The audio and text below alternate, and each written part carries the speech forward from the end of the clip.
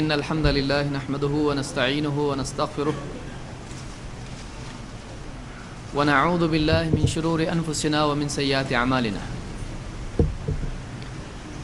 من يهده الله فلا مضل له ومن يضلل فلا هادي له وأشهد أن لا إله إلا الله وحده لا شريك له وأشهد أن محمدا عبده ورسوله أما بعد فإن خير الحديث كتاب الله وخير الهدي هدي محمد صلى الله عليه وسلم وشر الأمور محدثاتها وكل محدثة بدعة وكل بدعة ضلالة وكل ضلالة في النار. قال سبحانه وتعالى يا أيها الذين آمنوا ادخلوا في السلم كافة ولا تتبعوا خطوات الشيطان إنه لكم عدو مبين.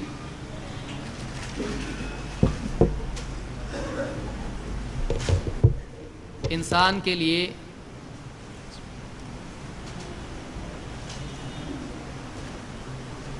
چلنے کے لیے دو راستے ہیں. ایک وہ راستہ ہے جو اللہ تعالیٰ نے اس کے لیے مقرر کیا ہے، اور دوسرا راستہ شیطان کا راستہ ہے.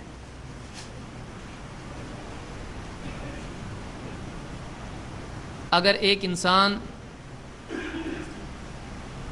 اللہ کے راستے پر چلتا ہے تو اس کا انجام جنت ہے.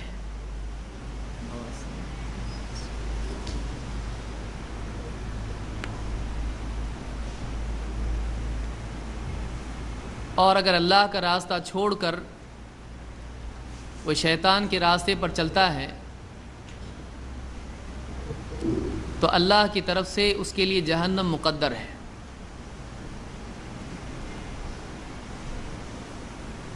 شیطان کا راستہ کون سا راستہ ہے؟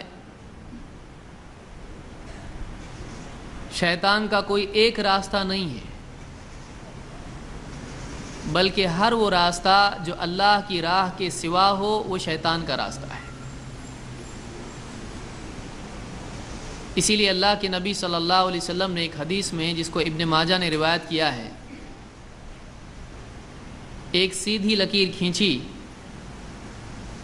اور اس لکیر سے جڑی ہوئی دائیں بائیں کئی لکیریں کھینچی. ابن ماجہ میں کہ 4 لکیریں کھینچی، اور بیچ والی سیدھی لکیر پر آپ نے انگلی رکھ کے کہا یہ اللہ کا راستہ ہے، اور اس کے دائیں بائیں جو لکیریں تھیں آپ نے کہا یہ شیطان کی راہیں ہیں. آدمی جس راہ پر چلے گا اس اعتبار سے اس کا انجام ہوگا. اگر وہ اللہ کی راہ پر چلتا ہے تو اللہ کی رضا اس کو حاصل ہوگی، اللہ اس سے راضی ہوگا، اور مرنے کے بعد کی زندگی میں اللہ تعالیٰ کی طرف سے جو نعمتیں اللہ نے مقدر کی ہیں نیک بندوں کے لیے، ایک ایسی زندگی جس کا خاتمہ نہیں اور جس میں نعمتوں کا بھی کوئی خاتمہ نہیں ہے، اللہ کی راہ پر چلنے سے انسان کو ایسی زندگی ملے گی. لیکن اگر شیطان کی راہ پر چلتا ہے تو اس کا انجام اللہ کی ناراضگی ہے، اور آخرت میں اللہ کی طرف سے عذاب ہے، اور بہت ممکن ہے یہ عذاب آخرت کی بجائے دنیا ہی سے شروع ہو جائے. اللہ تعالیٰ نے قرآن کریم میں فرمایا یا ایھا الذین آمنوا ادخلوا فی السلم کافہ، اے ایمان والو اسلام میں پورے داخل ہو جاؤ، پورے طور پر تم اسلام میں داخل ہو جاؤ. ادخلوا فی السلم کافۃ، اور اس کے بالمقابل کہا ولا تتبعوا خطوات الشیطان، اور شیطان کے نقش قدم پر مت چلو. جس راہ پر شیطان چلا ہے اس نے اپنے فٹ سٹیپس پیچھے چھوڑے ہیں، اس کے نقش قدم پر مت چلو. इन्नहु लकुम अदुव्वुम मुबीन। क्यों? क्योंकि वो तुम्हारा खुला दुश्मन है।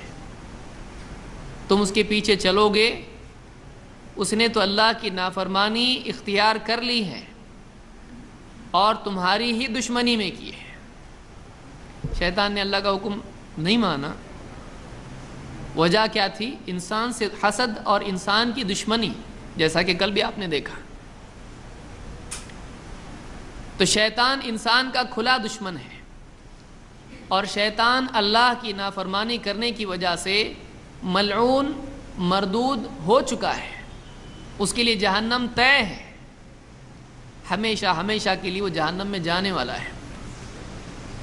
अब शैतान ये चाहता है कि जहाँ वो बर्बाद हो चुका है, उसके लिए बर्बादी मुक़द्दर हो चुकी है, वो इंसान को भी अपने साथ जहन्नम में ले जाए।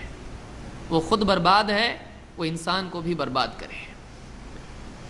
और उसने इसी काम के लिए, आप देखिए, तौबा के लिए मौका मांगता तो कितनी अच्छी चीज़ थी। उसने अल्लाह से मौका और मुद्दत मांगी इंसान को भड़काने के लिए, और क़यामत तक के लिए मुद्दत मांगी, और अल्लाह से वादा किया कि मैं इनको दाएं से बाएं से आगे से पीछे से हर तरफ से आके इनको बहकाऊंगा और इनको गुमराह करूंगा। और कहा कि वला तजिदु अक्सरहुम शाकिरीन, इनमें से अक्सर को तू नाशुक्रा पाएगा। अक्सर इंसान शुक्रगुजार तुझको नहीं मिलेंगे। तेरी नेमतें लेंगे, शुक्र किसी और का करेंगे, सर किसी और के आगे झुकाएंगे। तेरी नेमतें लेंगे लेकिन तेरी मर्जी देखेंगे नहीं, बल्कि मनमाने तरीके पर तेरी नेमतें इस्तेमाल करेंगे, यहाँ तक कि तेरी मर्जी के खिलाफ इस्तेमाल करेंगे।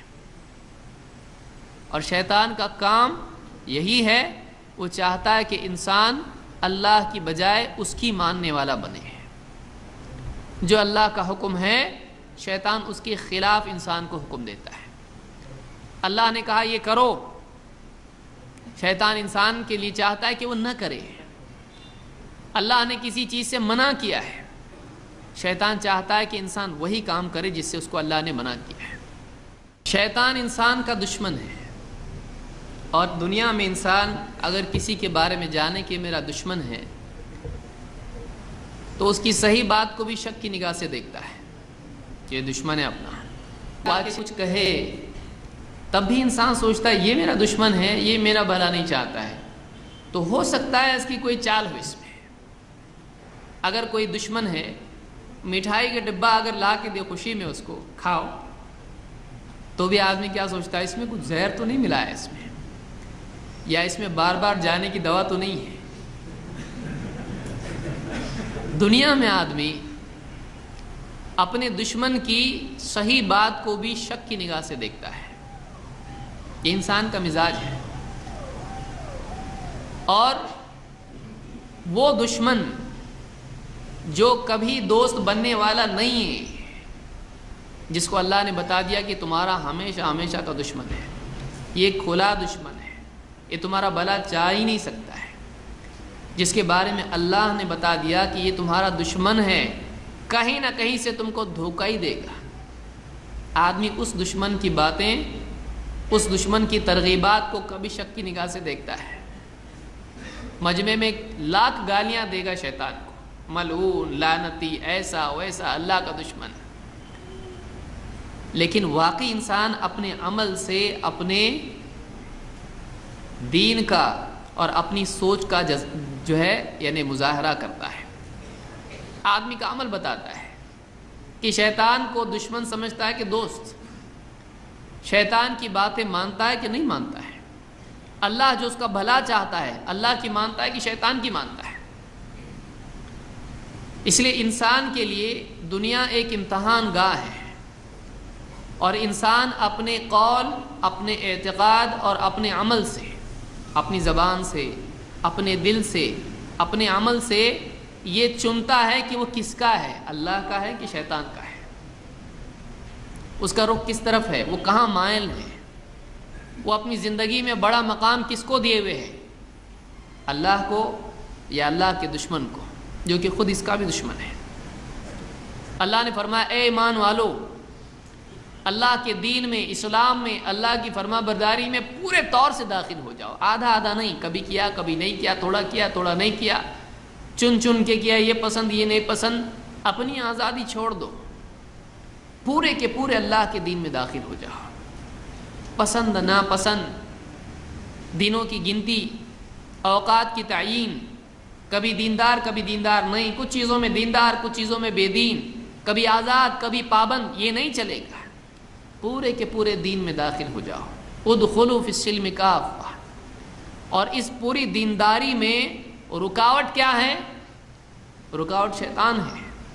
وہ بار بار آ کے بھڑکائے گا. اسی لیے اللہ نے فرمایا وَلَا تَتَّبِعُوا خُطُوَاتِ الشَّيْطَانِ. شیطان کے نقش قدم پر مت چلو کہ اس نے اللہ کی بات واضح ہو جانے کے بعد اس کا انکار کر دیا اور وہ جہنم کی طرف جا رہا ہے. اس کا ہر قدم اس کو جہنم کی طرف لے جا رہا ہے. تم اس کے پیچھے جاؤ گے، وہ تو برباد ہونے والا ہے، تم بھی برباد ہوگے. اِنَّهُ لَكُمْ عَدُوٌّ مُبِينٌ. وہ تمہارا کھلا دشمن ہے. اس کی کسی بات پہ بھروسہ مت کرو. وہ چیزوں کو خوبصورت بنا کے پیش کرے گا، وہ بے حیائی کو آزادی اور خوشی بنا کے پیش کرے گا، سیلیبریشن بنا کے پیش کرے گا. یہ تو سیلیبریشن ہے. وہ بے پردگی کو عورت کا حق لینا ثابت کر کے بتائے گا. وہ سود کو پروفٹ، بینیفٹ اور اچھی چیز، نفع بنا کے پیش کرے گا. وہ گانے بجانے کو انجوائمنٹ بنا کے پیش کرے گا. وہ مرد اور عورت کے ناجائز تعلق کو آزادی، فریڈم بنا کے پیش کرے گا. وہ حرام کاموں کو انسان کے لیے اچھا بنا کے پیش کرے گا. شیطان کا کام ہی ہے، اس کی ڈیوٹی ہے. وہ باطل کا بیسٹ مارکیٹنگ ایجنٹ ہے. اس کو معلوم ہے کیسا اپنا پروڈکٹ بیچنا ہے اور وہ بیچتا ہے. انسان کو، انسان کی جنت خرید کے اس کو بیچتا ہے. جنت کا حق اس سے چھین کے اس کو جہنمی بناتا ہے. اللہ ہم سب کی حفاظت فرمائے. اس لیے ایک آدمی کو چاہیے کہ وہ اللہ کے دین پر پوری طرح آئے. اللہ کا کوئی حکم اس سے نہیں ٹوٹے. اس لیے کہ اللہ کا حکم توڑنا اللہ کو ناراض کرتا ہے، اور جس سے اللہ ناراض ہو جائے اس آدمی کے لیے دنیا اور آخرت میں نقصان ہے. اللہ کی ناراضگی والا عمل کرنا اسی کو گناہ کہتے ہیں. اس کو عربی زبان میں بہت سارے الفاظ ہیں. معصیت ہے، اثم ہے، عدوان ہے، عصیان ہے، اور بہت سارے الفاظ قرآن کریم میں آئے ہیں. سو ہے، یا اس طرح سے اور بہت سارے الفاظ ہیں جو قرآن کریم میں الگ الگ انداز میں، الگ الگ میننگ کے شیڈ میں اللہ نے اس کو بیان کیا ہے.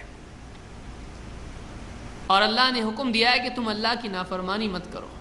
اللہ کی نافرمانی مت کرو، اس لیے کہ اللہ کو راضی کرنے کا جو طریقہ ہے، راضی کرنے کا ذریعہ ہے، وہ اللہ کی ماننا ہے. اللہ کا حکم مانو، اللہ راضی ہوتا ہے. اور اللہ کا حکم توڑ کے بندہ اللہ کو ناراض کرتا ہے.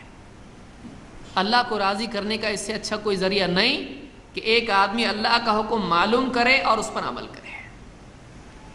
لیکن اللہ کی فرما برداری میں بندہ آزاد نہیں ہے کہ مجھ کو یہ حکم پسند ہے میں یہ کروں گا، اور یہ حکم پسند نہیں یہ نہیں کروں گا. انسان آزاد نہیں ہے. یا تو اللہ کا پورا بندہ بننا پڑے گا، نہیں تو نہیں. اللہ کا بندہ بننا ہے، پورا بنو. یہی بات اللہ نے یہاں کہی ہے. ادخلوا فی السلم کافہ. ادھورے مسلمان مت بنو، ادھورے مسلمان مت بنو، پورے پورے مسلمان بنو. بننا ہے تو پورے مسلمان بنو، ادھورے نہیں.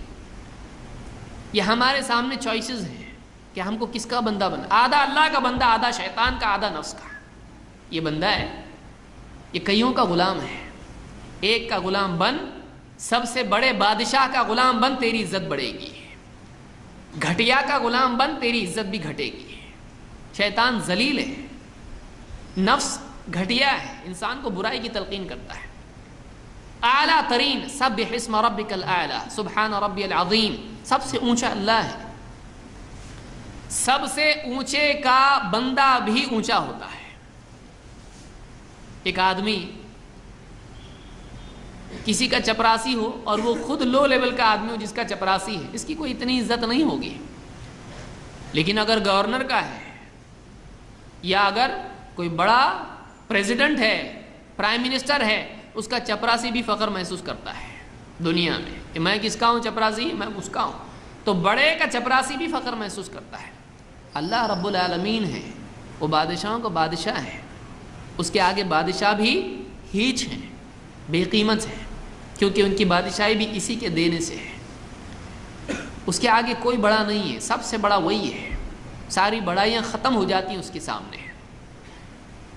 اس کا بندہ بننا واقعی عزت اور بڑائی کا پانا ہے، لیکن اس کا حکم توڑنا ذلت کے دروازوں کو اپنے ہاتھوں سے کھولنا ہے، ہلاکت کے دروازوں کو اپنے ہاتھوں سے کھولنا ہے.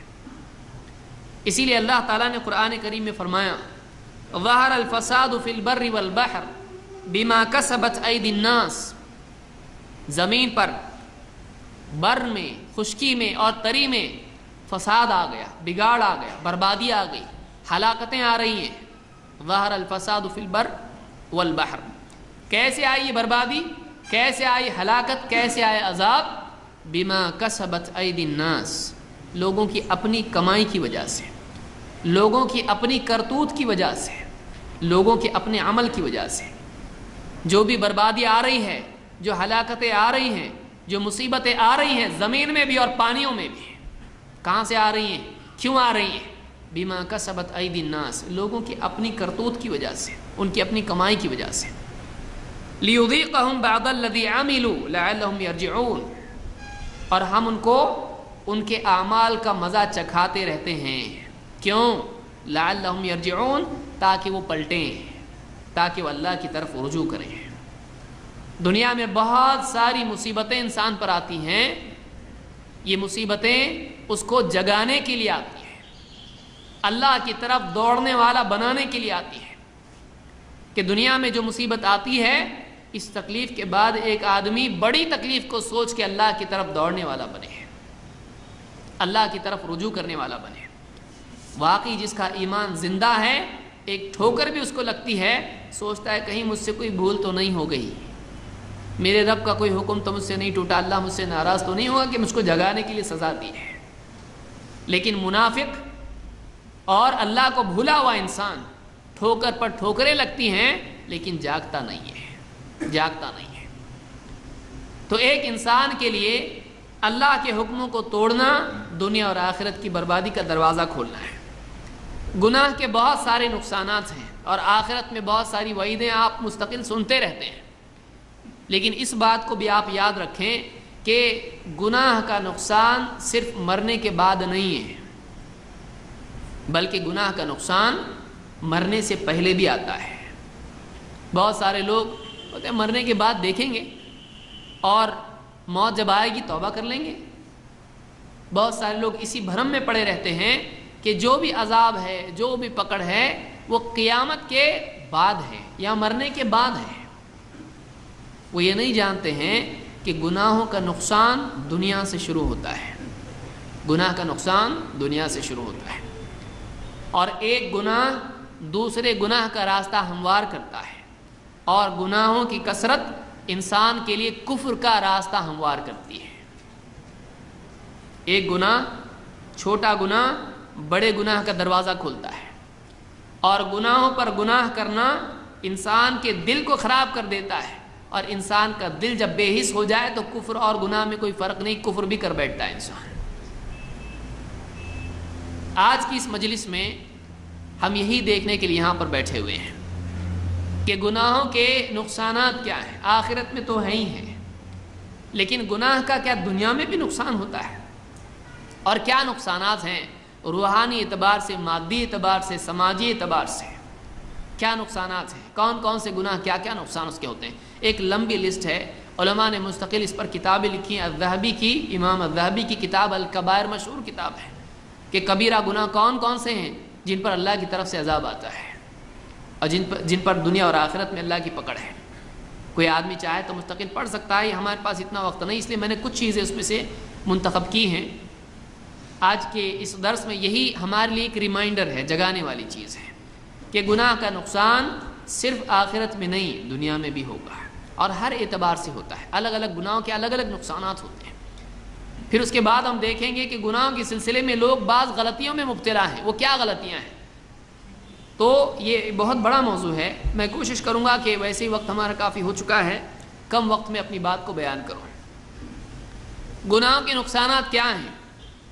سب سے پہلا نقصان یہ ہے کہ گناہوں میں لت پت رہنے والا آدمی، گناہوں کے لیے معروف آدمی اسلامی عدالت میں اعتبار کے لائق نہیں ہے، اس کی گواہی معتبر نہیں۔ کوئی آگے بولے نہیں ایسا نہیں، میں نے دیکھا ایسا تھا، وہ آدمی متقی نہیں ہے، پرہیزگار نہیں ہے، دیندار نہیں ہے، وہ گناہوں میں ملوث رہتا ہے، اس کی اعتبار کے لائق نہیں اس کی گواہی۔ تو اسلامی کورٹ میں ایک آدمی جو گناہگار ہوتا ہے اور گناہوں کی پرواہ نہیں کرتا ہے، دیکھیے کسی سے کوئی گناہ ہو جائے توبہ کر کے ختم ہو جائے معاملہ اور بات ہے، لیکن جس کی عام زندگی میں گناہ پڑے ہوئے ہو، جس کا معمول ہو گناہوں کے بارے میں پرہیز وہ نہیں کرتا ہے، احتیاط نہیں کرتا ہے، گناہ کرتا رہتا ہے، اس کو کوئی اتنا ٹینشن نہیں ہوتا ہے، اس کی زندگی میں گناہ نمایاں ہے، ایسا آدمی اسلامی عدالت میں ایسے آدمی کی گواہی معتبر نہیں ہوتی ہے۔ اسلامی عدالت تو بہت دور کی بات ہے، چاند کی گواہی بھی اس کی معتبر نہیں ہوتی ہے۔ بتائیے، ایسا آدمی مسلمان کے معاشرے میں، اسلامی معاشرے میں اپنا اعتبار کھو دیتا ہے۔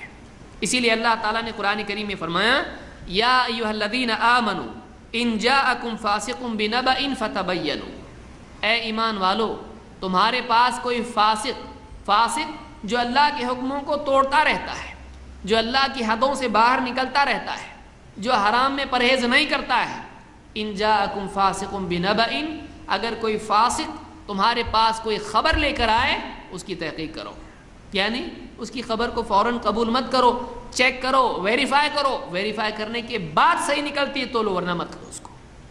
ایک آدمی گناہوں کی وجہ سے اس کا اعتبار ہی نہیں، کیا بے عزتی سے زیادہ آدمی کی نہیں ہے؟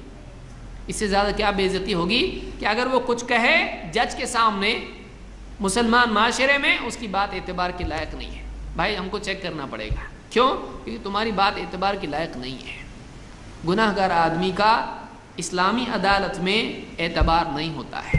یہ پہلا نقصان ہے، جو آدمی اعتبار کے لائق نہیں، سے زیادہ ذلت کی چیز کیا ہے؟ اس کی نیوز قابل اعتبار نہیں ہے۔ نمبر 2، گناہ کا اثر قیامت میں ہوگا، آخرت میں ہوگا، الگ ہے۔ گناہ کا سب سے زیادہ اور پہلا نقصان انسان کے اپنے دل کو ہوتا ہے۔ یہاں آپ نے گناہ کیا، یہاں آپ کے دل کو اس سے نقصان ہوتا ہے۔ ایک گناہ جب آدمی کرتا ہے تو اس کے دل پر دھبا لگ جاتا ہے، کالا دھبا لگتا ہے۔ دوسرا گناہ کرتا ہے، دوسرا دھبا لگتا ہے۔ گناہ کرتا کرتا کرتا چلا جائے، دل پورا کالا ہو جاتا ہے۔ اللہ کے نبی صلی اللہ علیہ وسلم فرماتے ہیں، ان المؤمن اذا اذنب كانت نقطة سوداء في قلبه، ایمان والا مومن جب گناہ کرتا ہے تو اس کے دل پر ایک کالا دھبا لگ جاتا ہے۔ فَإِن تَابَ وَنَزَعَ وَاسْتَغْفَرَ سُقِلَ قَلْبُهُ، اگر وہ توبہ کرے، اللہ سے مغفرت مانگے، اس گناہ کو چھوڑ دے، 3 کام کرے، اگر آئندہ نہیں کروں گا کا پکا ارادہ کرے، توبہ کرے، چھوڑ دے، رجوع کرے گناہ سے، اور اس گناہ کو ترک کر دے اور اللہ سے مغفرت چاہے، اس کا دل پھر سے صاف ہو جاتا ہے، پھر سے صاف ہو جاتا ہے۔ سُقِلَ قَلْبُهُ فَإِن زَادَتْ زَادَ فَإِن زَادَ زَادَتْ، لیکن اگر توبہ نہ کرے اور ایک کے بعد دوسرا گناہ کرے، فَإِن زَادَ زَادَتْ، اگر پھر گناہ کرے، وہ کالا دھبا اور بڑھتا چلا جاتا ہے، کالا دھبا اور بڑھتا چلا جاتا ہے۔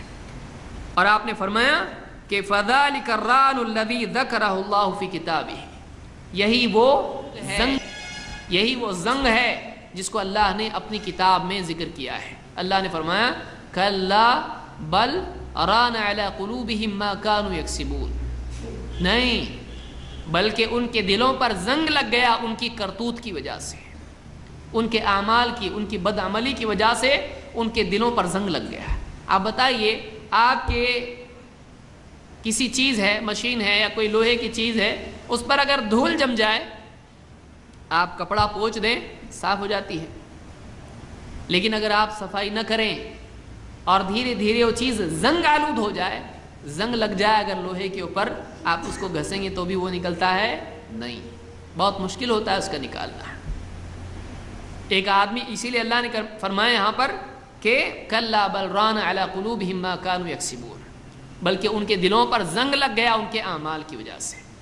اور ایک روایت میں حتی یعلو قلبہ، یہاں تک حتی تعلو قلبہ، کہ وہ جو کالا دھبا ہے اس کے دل پر پورا چھا جاتا ہے، پھر اس کے بعد ہدایت اس کو نہیں ملتی۔ اس لیے کہ یہ جو آیت ہے یہ کفار کے بارے میں ہے، ان کے دلوں پر ان کے اعمال کی وجہ سے، برے عمل کی وجہ سے دھبا لگ گیا ہے۔ اور آگے کی آیت کیا ہے؟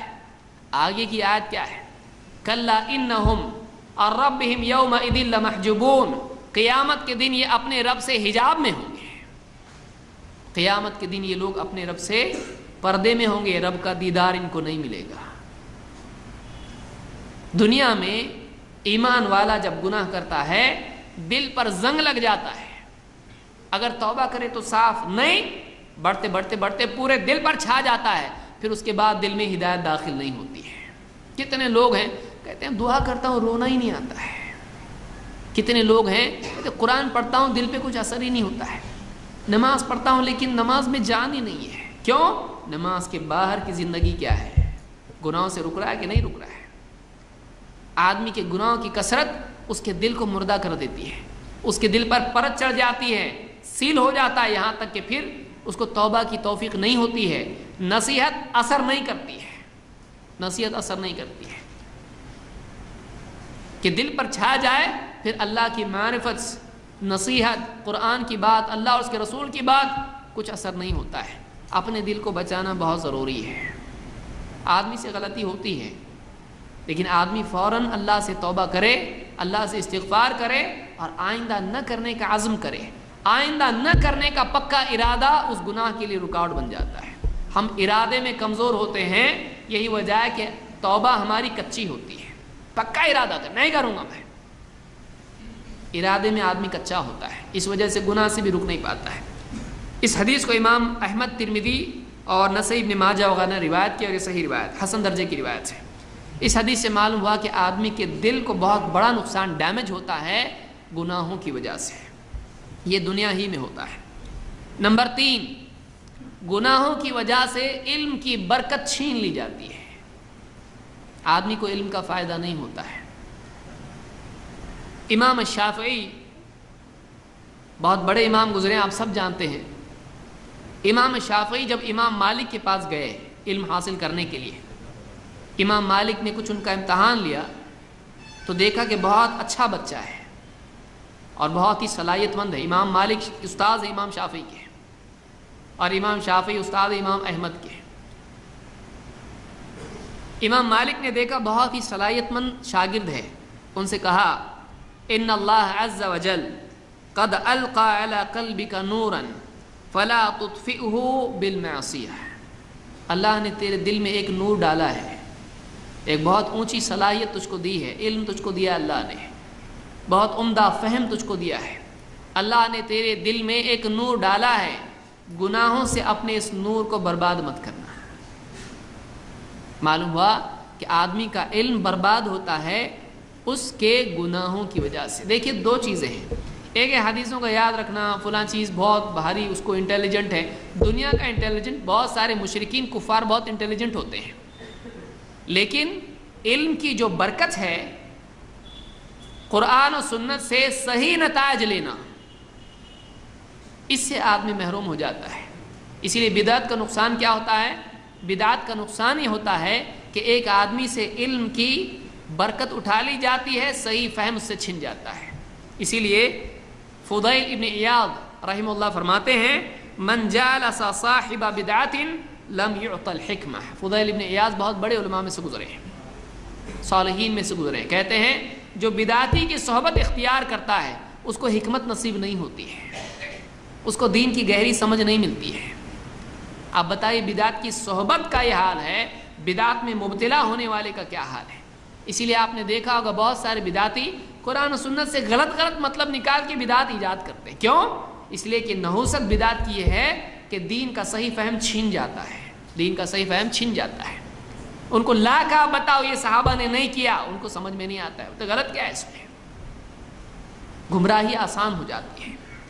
امام شافعی کہتے ہیں شکوت الی وکیع سوء حفظی، میں نے امام وکیع سے اپنے حافظے کی خرابی کی شکایت کی، فارشدنی الی ترک المعاصی، انہوں نے مجھ کو رائے دی، نصیحت کی گناہوں کے چھوڑنے کی۔ میں نے کہا میرا یادداشت مجھ کو اچھی چاہیے، یادداشت میں کمزوری، انہوں نے کہا گناہوں کو چھوڑ تیری یادداشت صحیح ہوگی۔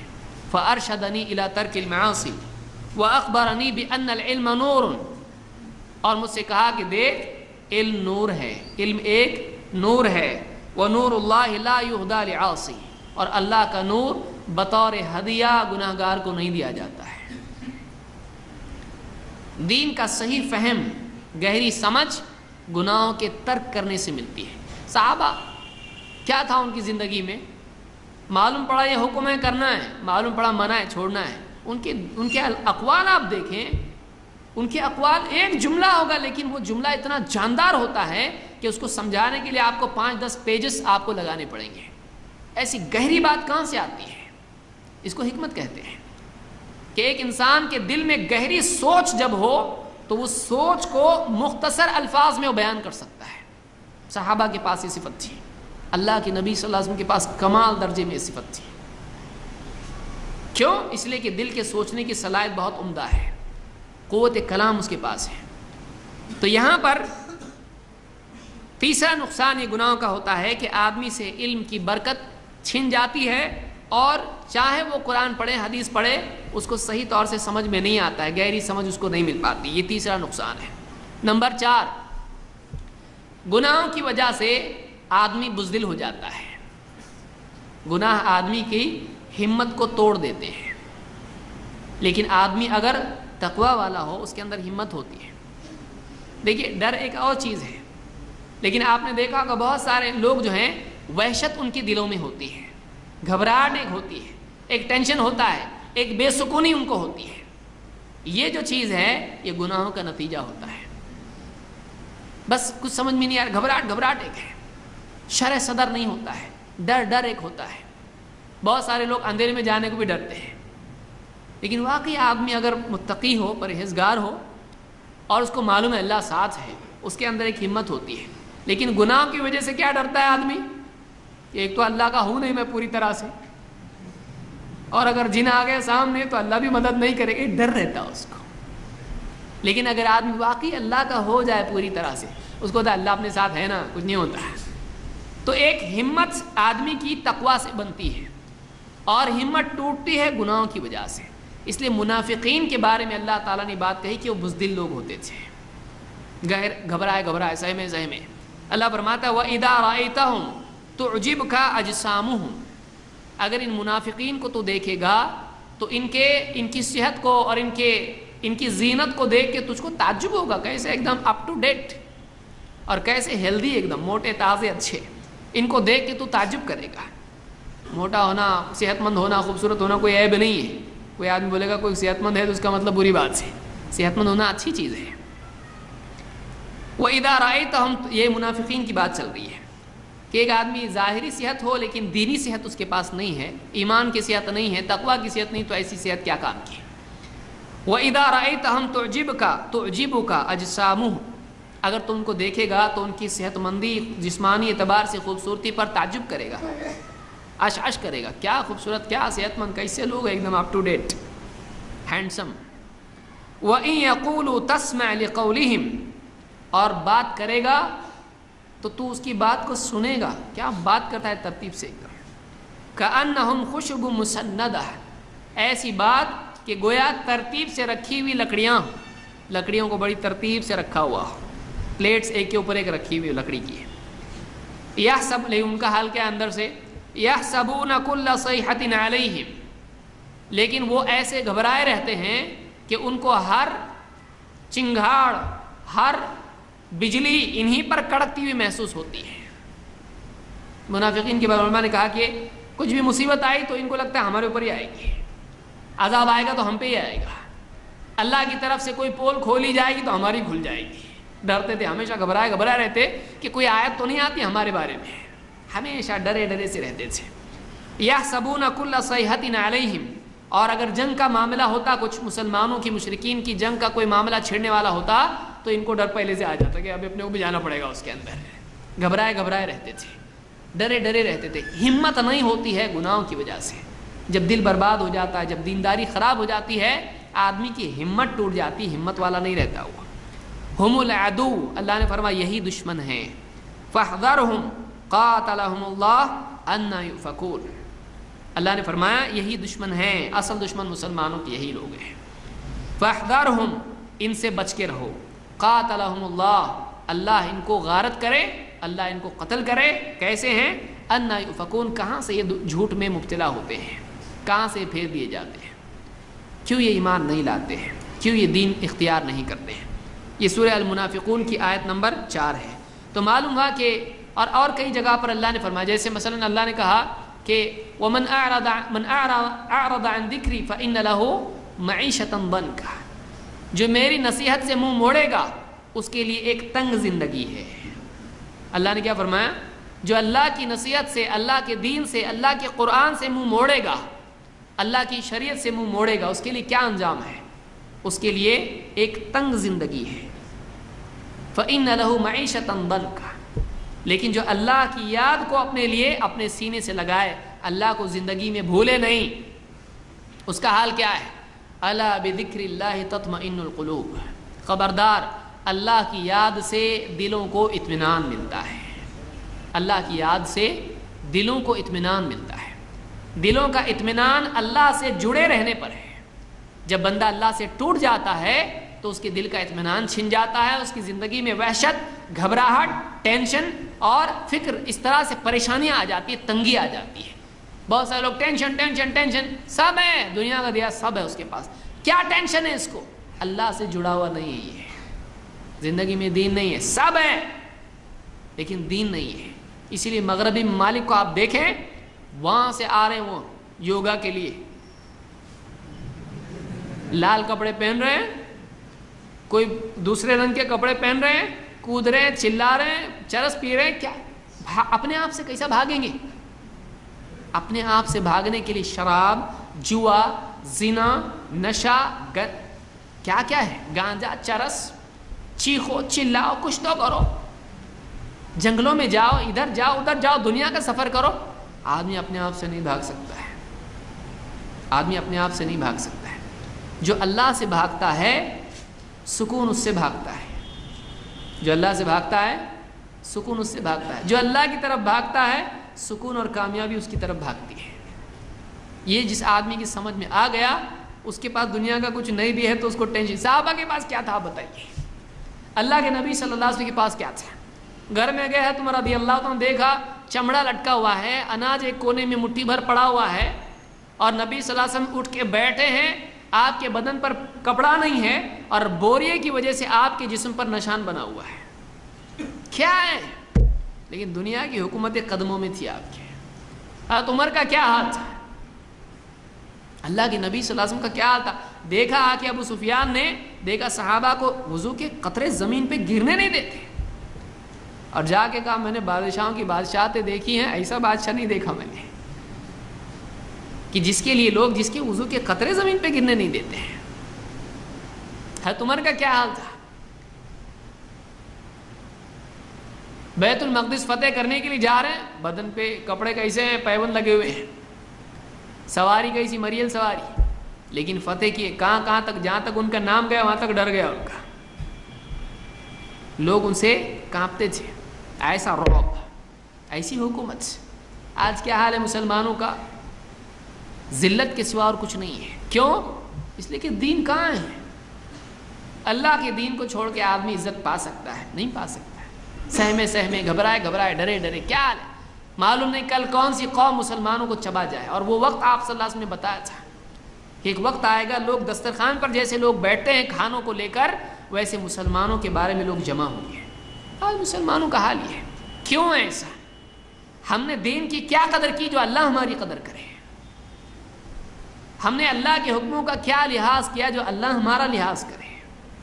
ہم نے پس پشت ڈال دیا، دین کو بھلا دیا، اللہ بھی ہم کو بھلا دے گا. اللہ ہم سب کی حفاظت فرمائے. عمر رضی اللہ ممبر پر کھڑے ہیں، صحابی کہتے ہیں میں نے گنے گنے گنے 13 پیوند ان کے لباس میں لگے ہوئے، 13 پیوند۔ ایک صحابی کہتے ہیں مجھ کو دعوت دی حضرت عمر رضی اللہ تعالیٰ نے، ان کے ساتھ کھایا، میرے اوپر دعوت بڑی بھاری پڑی ہے، کیوں؟ کھا رہا ہوں نگلنے نہیں آ رہا، اتنی سوکھی روٹی۔ کیا زندگی ہے! یہ ایسے بادشاہ ہمارے تھے۔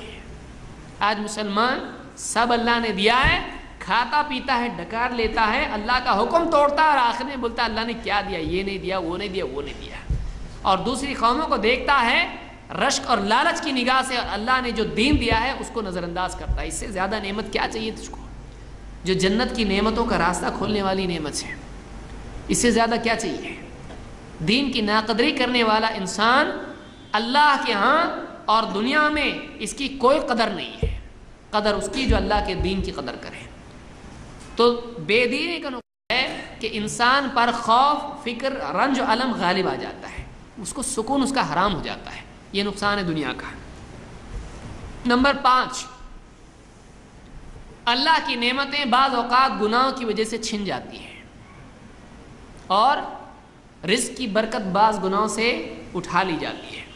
اللہ تعالیٰ قرآن کریم میں فرماتا ہے ذَلِكَ بِأَنَّ اللَّهَ لَمْ يَكُ مُغَيِّرًا نِعْمَةً أَنْعَمَهَا عَلَىٰ قَوْمٍ حَتَّى يُغَيِّرُوا مَا بِأَنفُسِهِمْ۔ یہ سورہ الانفال کی آیت نمبر 53 ہے۔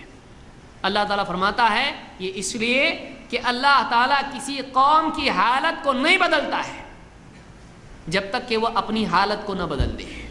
یہ نیگیٹو الفاظ ہیں، یعنی جب وہ دینداری چھوڑ دیتی ہے اور اپنا حال دینداری کی بجائے بددینی والا بنا لیتی ہے تو اللہ تعالیٰ اس سے نعمتیں چھین لیتا ہے۔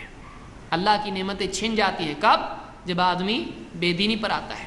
تو بعض وقت اللہ تعالیٰ نعمتوں کو بھی چھین لیتا ہے، ضروری نہیں ہمیشہ چھینے، لیکن اللہ تعالیٰ بعض اوقات قوموں سے عزت کو چھین لیتا ہے، دبدبے کو چھین لیتا ہے، بعض اوقات قوموں سے رزق کو چھین لیتا ہے۔ بہت ساری چیزیں اللہ تعالیٰ بعض اوقات نعمتوں کو چھین لیتا ہے بندوں سے، کیوں؟ جب وہ اپنے حال کو بگاڑ لیں، جب وہ دینداری کو چھوڑیں اور بددینی پر آ جائے۔ آپ دیکھیں ایک دور تھا مسلمانوں کا کہ مسلمان سیاسی اعتبار سے غالب تھے، مسلمان کی حکومت تھی۔ ایک وقت تھا مسلمان ایجوکیشن اور سائنس کے اعتبار سے آگے تھے، ویسٹ نے مسلمانوں سے سائنس لیا، لیکن آج مسلمان کا کیا حال ہے کہ رپورٹ نکلتی ہے تو معلوم پڑتا ہے کہ سب سے زیادہ پچھڑی قوم مسلمان ہی ہے۔ سیاسی اعتبار سے دیکھا جائے تو سب سے زیادہ پچھڑنے والی قوم مسلمان ہے۔ وجہ کیا ہے؟ ہم اس کو نام دیتے ہیں، اس کو نام دیتے ہیں، ہم اپنے آپ کو کبھی نام دیتے ہیں؟ مسلمان ہونے کی وجہ سے اگر مسلمان کے ساتھ کچھ ہوا ہے تو تو واقعی مسلمان ہے کیا؟ تو واقعی مسلمان ہے؟ واقعی تو اللہ کا بندہ ہے؟ تو نے اللہ کا کیا لحاظ کیا؟ تو نے اللہ کے دین کا کیا لحاظ کیا جو اللہ تیرا لحاظ کرے؟ غیروں کی سازشیں اپنی جگہ ہیں، دوسروں کا ظلم اپنی جگہ ہے، یہ ہے، لیکن اللہ کی نصرت کے لیے تیرے پاس کیا ہے؟ تو نے ایسا کیا کیا جو اللہ تیری مدد کرے؟ ان تنصروا اللہ ینصرکم ویثبت اقدامکم، اگر تم اللہ کی مدد کرو گے اللہ تمہاری مدد کرے گا۔ اب بتائیے کہ اللہ کی مدد پانے کے لیے تو نے اللہ کی کیا مدد کی؟ اللہ کے دین کی کیا مدد کی؟ اللہ کا دین مٹ رہا ہے، زندگیوں سے دین نکل رہا ہے، تو نے کیا کیا اس کے لیے؟ تیرے گھر کا کیا حال ہے؟ تیری اپنی زندگی کا کیا حال ہے؟ تیرے بچوں کا کیا حال؟ تیری بیوی کا کیا حال ہے؟ نبی کے بارے میں دنیا میں لکھا جا رہا ہے یہ ٹیررسٹ ہے، نبی کے بارے میں کہا جا رہا ہے، قرآن کے بارے میں کہا جا رہا ہے کہ یہ دنیا میں بربادی لانے والی کتاب ہے، تو نے کبھی زبان کھولی اس کے بارے میں؟ تجھ کو کوئی گالی دے پلٹ کے دیکھتا ہے، رک کے لڑتا ہے اس سے، تجھ کو لڑنے کی ضرورت نہیں تھی یہاں پہ، کم سے کم بتاتا تو صحیح کہ تیرے نبی واقعی کیسے تھے، تجھ کو خود نہیں معلوم تو کیا بتائے گا؟ قرآن کے بارے میں اگر کوئی کہتا ہے کہ یہ قرآن ہم جلائیں گے، نعرے لگانے کو تو آتا ہے، تو خود پڑھتا ہے کیا قرآن کو؟ نعرے لگانے کے لیے تیار ہے، توڑ پھوڑ کے لیے تو تیار ہے، لیکن وہی قرآن جس کے بارے میں لوگ غلط بات کہہ رہے ہیں، تجھ سے پوچھا جائے ٹھیک ہے قرآن کے بارے میں وہ کہتے ہیں کہ غلط ہے، تو بتا قرآن میں کیا ہے؟ تو میں پڑھا ہی نہیں کبھی، خود اس کو نہیں معلوم ہے، یہ خود قرآن کو کہاں سینے سے لگائے ہوئے ہیں، اس کو خود سورہ فاتحہ کا مطلب نہیں معلوم ہے، اس کو قل هو اللہ احد کا مطلب نہیں معلوم ہے، اس کو انا اعطیناک الکوثر کا مطلب نہیں معلوم ہے، اس کو والعصر ان الانسان لفی خسر کا مطلب نہیں معلوم ہے. کیا معلوم ہے اس کو گانے یاد ہیں، اس کو گانے یاد ہیں، اس کو صورتیں کتنی یاد ہیں. جب قرآن کے ساتھ تیرا یہ حال ہے، جب اللہ کے فرمان کے ساتھ تیرا یہ حال ہے، نبی کی سنتوں کے ساتھ تیرا یہ حال ہے، تو اللہ کے ہاں کون سی صف میں کھڑے ہونے کے لائق ہے؟ پھر کہتا ہے اللہ کوئی مدد نہیں کر رہا، پھر کہتا ہے کہ اللہ کہاں ہے، مسلمان پس رہے ہیں. تو کیسا مسلمان ہے تو؟ ہم نے دین کا کیا حال کیا ہے؟ جو ہم دین کا حال کر رہے ہیں وہی ہمارا حال ہو رہا ہے. جیسا عمل ہوتا ہے ویسا اللہ کی طرف سے فیصلہ ہوتا ہے. اس میں کوئی شک نہیں کہ مسلمانوں پر بہت ساری زیادتیاں ہوتی ہیں عالمی سطح پر، اس میں کوئی شک نہیں، ہم اس کا انکار نہیں کرتے، ہم اس کو بولتے ہیں ہے ایسا. مسلمانوں کا استحصال ہوتا ہے، جہاں جس کو موقع ملتا ہے کرتا ہے، لیکن ہم دوسروں کو ہی ہمیشہ الزام دیتے رہیں، اپنے حال پر غور نہ کریں تو ایک دن آئے گا کہ آدمی اللہ کا انکار کر دے گا، بولے گا اللہ کی مدد کیوں نہیں آ رہی جب ہم صحیح ہے. تو ہم کو اپنی طرف بھی دیکھنا ضروری ہے کہ ہم کیا کر رہے ہیں. اس لیے بہت ضروری ہے کہ آدمی اس زندگی سے نکلے. اللہ تعالیٰ فرماتا ہے اللہ تعالیٰ کسی قوم کی نعمت کو بدلتا نہیں ہے جب تک کہ وہ اپنے حال کو نہ بدل لے. اپنے حال کو بگاڑتی ہے تو قوموں میں اللہ کی نعمت چھن جاتی ہے، عزت، اقتدار اور بہت کچھ. اسی طرح سے اللہ کے نبی صلی اللہ علیہ وسلم فرماتے ہیں الیمین الکاذبہ منفقۃ للسلعہ ممحقۃ للکسب، اور ایک روایت میں للبرکہ، کہ جھوٹی قسمیں کھا کے مال بیچنا، اس سے تجارت تو چل جاتی ہے، مال تو بک جاتا ہے، لیکن کمائی گھٹ جاتی ہے، کمائی مٹ جاتی ہے اور برکت نکل جاتی ہے. کتنے مسلمان ہیں جھوٹ بول کے اپنی تجارت کر رہے ہیں کہ نہیں کر رہے ہیں؟ گناہ کی وجہ سے آدمی کے مال کی، تجارت کی برکت اڑ جاتی ہے، پھر کما رہا ہے لیکن کافی نہیں ہو رہا ہے، روتا ہوا ہے تو رو ہی رہا ہے. اس لیے آپ نے فرمایا کہ تجارت میں جب آدمی جھوٹی قسمیں کھا کے چیزیں بیچتا ہے تو اس کا نقصان ہی ہوتا ہے کہ اس کا مال تو بک جاتا ہے، لیکن اس مال سے جو برکت ہے وہ برکت چھن جاتی ہے. برکت کیا ہے؟ برکت چیز تھوڑی ہو لیکن ضرورت پوری ہو جائے، کفایت اس میں ہو جائے. کافی نہیں، کافی نہیں، کافی نہیں، کچھ بھی کافی نہیں مسلمان کو آج. تو بعض گناہوں کا اثر یہ ہوتا ہے کہ اس سے مال کی، رزق کی برکت نکل جاتی ہے، رزق کی برکت نکل جاتی ہے. اس کو امام احمد ابن حبان وغیرہ نے روایت کیا ہے. آئیے آگے آئیے. نمبر 6، بعض گناہوں کی وجہ سے دنیا میں یہ نقصان ہوتا ہے کہ آدمی کی دعا ہی رد ہو جاتی ہے. اینڈ میں سب کچھ نہیں ہے تو آدمی کرے گا کہ اللہ کو ہی پکارے گا. لیکن بعض گناہ ایسے ہوتے ہیں کہ ان کی وجہ سے آدمی کی دعا ہی اللہ کے ہاں قبول نہیں ہوتی ہے. کون سے گناہ ہیں؟ اللہ کے نبی صلی اللہ علیہ وسلم فرماتے ہیں والذی نفسی بیدہ، اس ذات کی قسم جس کے ہاتھ میں میری جان ہے، لتأمرن بالمعروف ولتنہون عن المنکر، تم کو چاہیے کہ تم بھلائی کی تاکید کرتے رہو، نیک کام دوسروں کو کرنے کے لیے کہتے رہو، برائیوں سے منع کرتے رہو، ایک دوسرے کو بھلائی کی تاکید کرو، برائی سے منع کرو. ورنہ او لیوشکن اللہ ان یبعث علیکم عقابا منہ، ورنہ ایسا ہوگا کہ دور نہیں وہ وقت کہ ایسا وقت آ جائے کہ اللہ کی طرف سے تم پر عذاب آئے، اور ثم تدعونہ فلا یستجاب لکم، پھر تم اللہ کو خوب پکارو گے لیکن اللہ تمہاری دعا کو سنے گا نہیں. آج مسلمان ایک دوسرے کو دنیا کے اعتبار سے کیا کچھ نہیں کرتا ہے. ایجوکیشن میں بتا رہا دیکھو یہ کورس کرو، بزنس میں بتا رہا ہے یہ بزنس کر، لیکن وہی دوست اگر نماز نہیں پڑھتا ہے بولنے کے لیے تیار نہیں ہے، وہی دوست روزہ نہیں رکھ رہا ہے اس کو بتانے کے لیے تیار نہیں ہے، وہی دوست، وہی رشتہ دار، وہی قریبی، وہی پڑوسی گناہوں میں پڑا ہوا اس کو روکنے کے لیے تیار نہیں ہے، یہاں تک کہ گھر والوں کو گناہوں سے روکنے کے لیے تیار نہیں ہے. اللہ کے نبی صلی اللہ علیہ وسلم فرماتے ہیں بھلائی کی تاکید کرو، برائی سے منع کرو، ورنہ ایک وقت آئے گا کہ تم پر اللہ کی طرف سے عذاب آئے گا، اللہ کی پکڑ آئے گی، اور جب اللہ کی پکڑ آئے گی تم اللہ کو پکارو گے، اللہ تمہاری نہیں سنے گا. چاہے کعبہ کا پردہ پکڑ کے اللہ کو پکارے، چاہے سجدے میں سر رکھ کے اللہ کو پکارے، اللہ نہیں سنے گا.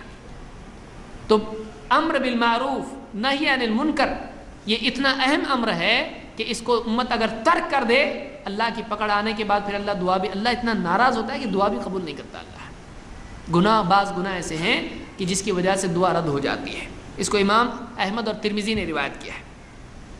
ایک حدیث، لمبی حدیث میں اللہ کے نبی صلی اللہ علیہ وسلم نے ایک آدمی کا حال بیان کیا اور کہا، صحابی کہتے ہیں ثم ذکر الرجل، آپ نے ایک آدمی کا ذکر کیا، یطیل السفر اشعث اغبر، اس آدمی کا حال بیان کیا، لمبے سفر میں ہے، اشعث اغبر، بکھرے بال ہیں اور دھول میں اٹا ہوا ہے، یمد یدیہ الی السماء، دونوں ہاتھ آسمان کی طرف پھیلا کے اللہ سے دعا کر رہا ہے اور کہہ رہا ہے یا رب یا رب، اللہ کو اے میرے رب، اے میرے پروردگار، پکار رہا ہے اللہ سے سفر کی حالت میں.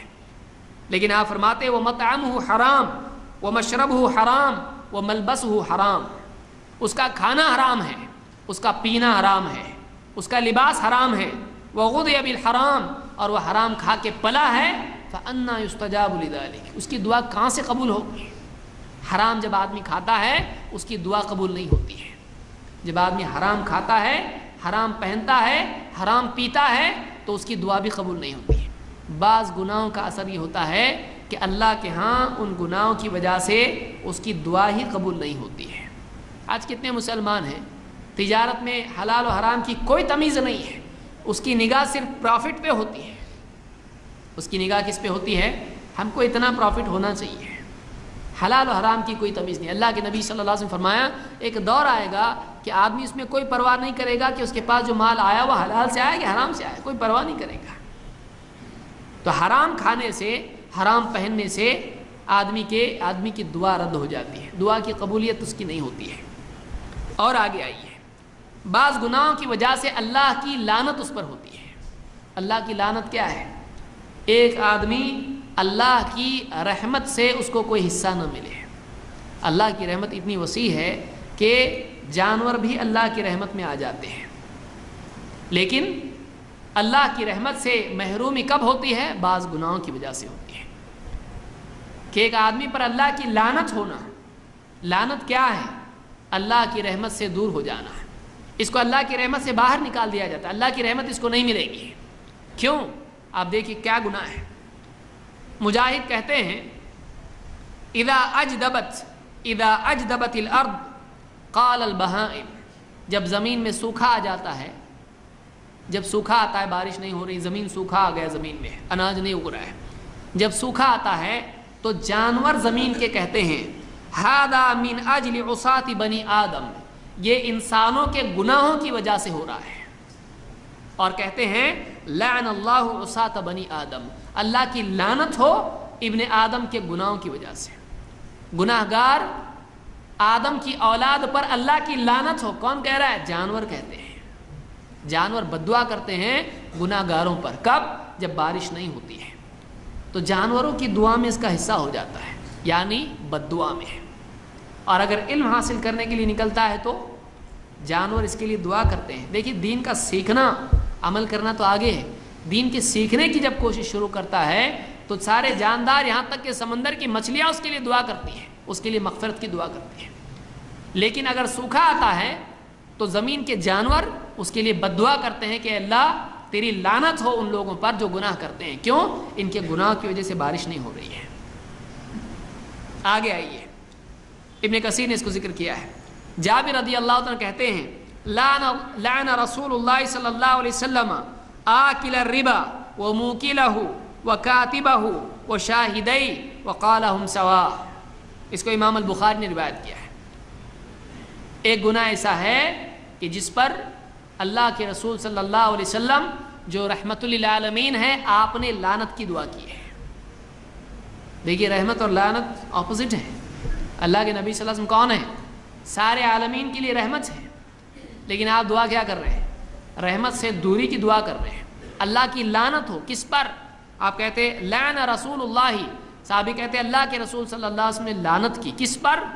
آکل الربا وموکلہ، سود کھانے والے پر، سود کھلانے والے پر، اور سود کا لکھنے والے پر، اور سود کے لیے گواہ بننے والے پر.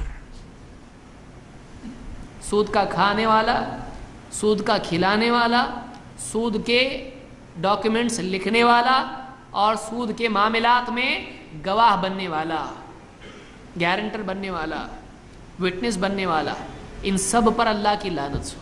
تو بعض گناہ ایسے ہیں، ہر گناہ پہ لعنت نہیں ہوتی ہے، لیکن اللہ کے نبی صلی اللہ علیہ وسلم نے بعض گناہوں پر لعنت کی ہے، یہ اس کے گناہ کے برے ہونے کو بتاتا ہے۔ اسی طرح سے اللہ کے نبی صلی اللہ علیہ وسلم نے کہا لعن اللہ من ذبح لغیر اللہ، اللہ کی لعنت ہو یا اللہ لعنت کرتا ہے اس پر جو اللہ کے سوا کسی اور کے نام سے جانور ذبح کرتا ہے۔ آج مسلمانوں میں عام ہے، درگاہوں پر جا کر بزرگوں کو خوش کرنے کے لیے ان کے نام سے کندوری کر رہا ہے مسلمان، ان کے نام سے جانور ذبح کر رہا ہے ان کو خوش کرنے کے لیے۔ اللہ کے سوا کسی اور کو راضی کرنے کے لیے اگر جانور ذبح کرتا ہے، اللہ کے نبی صلی اللہ علیہ وسلم فرماتے ہیں اللہ کی لعنت ہو ایسے آدمی کے اوپر، کیونکہ جانور صرف اللہ کے لیے ذبح کیا جاتا ہے، کسی اور کی رضا کے لیے نہیں، صرف اللہ کا نام لے کے ذبح کیا جاتا ہے۔ اس حدیث کو امام مسلم نے روایت کیا ہے۔ تو ساتویں بات یہ معلوم پڑی کہ بعض گناہ ایسے ہیں کہ جن کی وجہ سے آدمی اللہ کی رحمت سے نکل جاتا ہے، اللہ کی رحمت، اللہ رحم نہیں کرے گا اس کے اوپر، اللہ کی رحمت نہیں ملتی ہے اس کو۔ اور آئیے، بعض گناہ ایسے ہیں کہ ان کی وجہ سے دنیا میں بھی ہلاکت اور آفتیں آتی ہیں۔ عبداللہ ابن عمر رضی اللہ عنہ کہتے ہیں اقبل علینا رسول اللہ صلی اللہ علیہ وسلم، اللہ کے رسول صلی اللہ علیہ وسلم ایک دن ہماری طرف متوجہ ہوئے، ہماری طرف آپ نے رخ کیا خطبہ دینے کے لیے۔ فقال یا معشر المہاجرین، اور کہا اے مہاجرو، اے ہجرت کرنے والو، خمس اذا ابتلیتم بہن واعوذ باللہ ان تدرکوہن، 5 چیزیں ایسی ہیں کہ جب تم ان میں مبتلا ہو جاؤ گے اور میں اللہ کی پناہ مانگتا ہوں کہ تم ان میں مبتلا ہو۔ کیا ہوگا 5 چیزوں سے؟ جب 5 چیزیں مسلمانوں میں آئیں گی تو کیا ہوگا، اس کو یاد رکھیے۔ اور یہ بہت ہی اہم حدیث ہے، خصوصاً اس دور کے اعتبار سے۔ آپ نے فرمایا لم تظہر الفاحشۃ فی قوم قط حتی یعلنوا بها الا فشا فیہم الطاعون، جو بھی قوم کھل کر بے حیائی کرنے لگتی ہے، کھل کر بے حیائی، بے پردگی، زناکاری، سب بے حیائی میں آتا ہے۔ بے حیائی جب کوئی قوم کرنے لگتی ہے تو اس قوم میں طاعون آتا ہے، پلیگ ختم ہو چکا تھا ڈاکٹر کہتے تھے، لیکن پھر سے ہمارے ملک میں پلیگ آیا، اور ایسا آیا کہ اس کے لیے دوائی بھی نہیں تھی، لوگ سمجھ چکے تھے یہ تو گیا، لیکن پھر سے وہ بیماری آئی۔ جب کسی قوم میں بے حیائی اور زناکاری عام ہو جاتی ہے، کھل کے لوگ اس طرح سے بے حیائی کرتے ہیں، تو اللہ تعالیٰ ان میں طاعون کی بیماری بھیجتا ہے۔ اور والاوجاع التي لم تكن مضت في اسلافهم الذين مضوا، اور ایسی بیماریاں اللہ ان میں ڈالتا ہے کہ ان کے باپ دادا نے بھی ایسی بیماریاں نہیں دیکھی تھی۔ ایڈز کی بیماری کیا ہے؟ بعض روایت میں ہے کہ اس میں فشا فیہم الموت، ان میں موت عام ہو جاتی ہے۔ ایڈز کی بیماری آ جائے، زناکاری عام ہو گئی، ایڈز کی بیماری ایسی جس کا علاج ہی نہیں۔ تو جس قوم میں زناکاری، بے حیائی آتی ہے، اس میں اللہ تعالیٰ ایسی بیماری بھیجتا ہے کہ جو ان کے باپ دادا نے بھی کبھی اس کے بارے میں نہ سنا تھا نہ دیکھا تھا، نئی بیماری آتی ہے۔ یہ پہلی چیز ہے، زناکاری اور بے حیائی عام ہونا۔ نمبر 2، وَلَمْ يَنْقُصُ الْمِكْيَالَ وَالْمِيزَانَ إِلَّا أُخِذُوا بِالسِّنِينَ وَشِدَّةِ الْمَؤُونَ وَجَوْرِ السُّلْطَانِ عَلَيْهِمْ، جب بھی کوئی قوم ناپ تول میں کنجوسی کرتی ہے اور کمی کرنے لگتی ہے، ڈنڈی مارنے لگتی ہے، ملاوٹ کرنے لگتی ہے، کم کر کے ناپ تول کے حساب سے ڈنڈی مارنے لگتی ہے، تو کیا ہوتا ہے؟ آپ فرماتے ہیں ان میں کیا ہوتا ہے؟ اخذوا بالسنین، ان پر قحط آتا ہے، سوکھا آتا ہے، بارش کم ہو جاتی ہے۔ جب لوگ ڈنڈی مارتے ہیں تو سوکھا آتا ہے، پیداوار کم ہو جاتی ہے، اور مشقت میں وہ لوگ پڑ جاتے ہیں، بہت محنت کرتے ہیں لیکن کچھ ملتا نہیں۔ شدت المعونہ، محنت بہت کرتے ہیں، ملتا کچھ نہیں ہے، تکلیف ہوتی ہے، محنت بہت ہو جاتی ہے، پریشان ہو جاتے ہیں۔ اور وجور السلطان علیہم، ان پر بادشاہ ظلم کرنے لگتا ہے، ڈنڈی مارتے ہیں تو کیا ہوتا ہے؟ بادشاہ کا ظلم ان پر آ جاتا ہے۔ یہ دنیا میں ہو رہا ہے۔ اور آگے آئیے، وَلَمْ يَمْنَعُوا زَكَاةَ أَمْوَالِهِمْ إِلَّا مُنِعُوا الْقَطْرَ مِنَ السَّمَاءِ وَلَوْلَا الْبَهَائِمْ لَمْ يُمْطَرُوا، اور جب کوئی قوم زکوٰۃ روک لیتی ہے تو اللہ آسمان سے بارش روک لیتا ہے. ہاں اگر جانور نہ ہوتے تو ان پہ بارش کچھ بھی نہ برساتا. تھوڑی بہت ہوتی وہ بھی جانوروں کی وجہ سے ہوتی ہے. اللہ جانوروں کے لیے بارش. اب بتائیے کتنی شرم کی بات ہے کہ مسلمان کے لیے بارش نہیں اور جانوروں کے لیے بارش. کب ہوتا ہے یہ؟ کب بارش رک جاتی ہے؟ جب لوگ زکوٰۃ روک لیتے ہیں. زکوٰۃ روک لیتے ہیں. اور وَلَمْ يَنْقُضُوا عَهْدَ اللَّهِ وَعَهْدَ رَسُولِهِ إِلَّا سَلَّطَ اللَّهُ عَلَيْهِمْ عَدُوًّا مِّنْ غَيْرِهِمْ. اور جب لوگ اللہ اور اس کے رسول کا عہد توڑ دیتے ہیں کسی قوم سے، اگر کسی قوم سے مسلمانوں کا عہد ہے کہ ہم تم سے جنگ نہیں کریں گے، کسی ملک سے اور کسی حکومت سے مسلمانوں کا پیکٹ ہے، ٹریٹی ہے کہ ہم تم سے جنگ نہیں کریں گے، امن.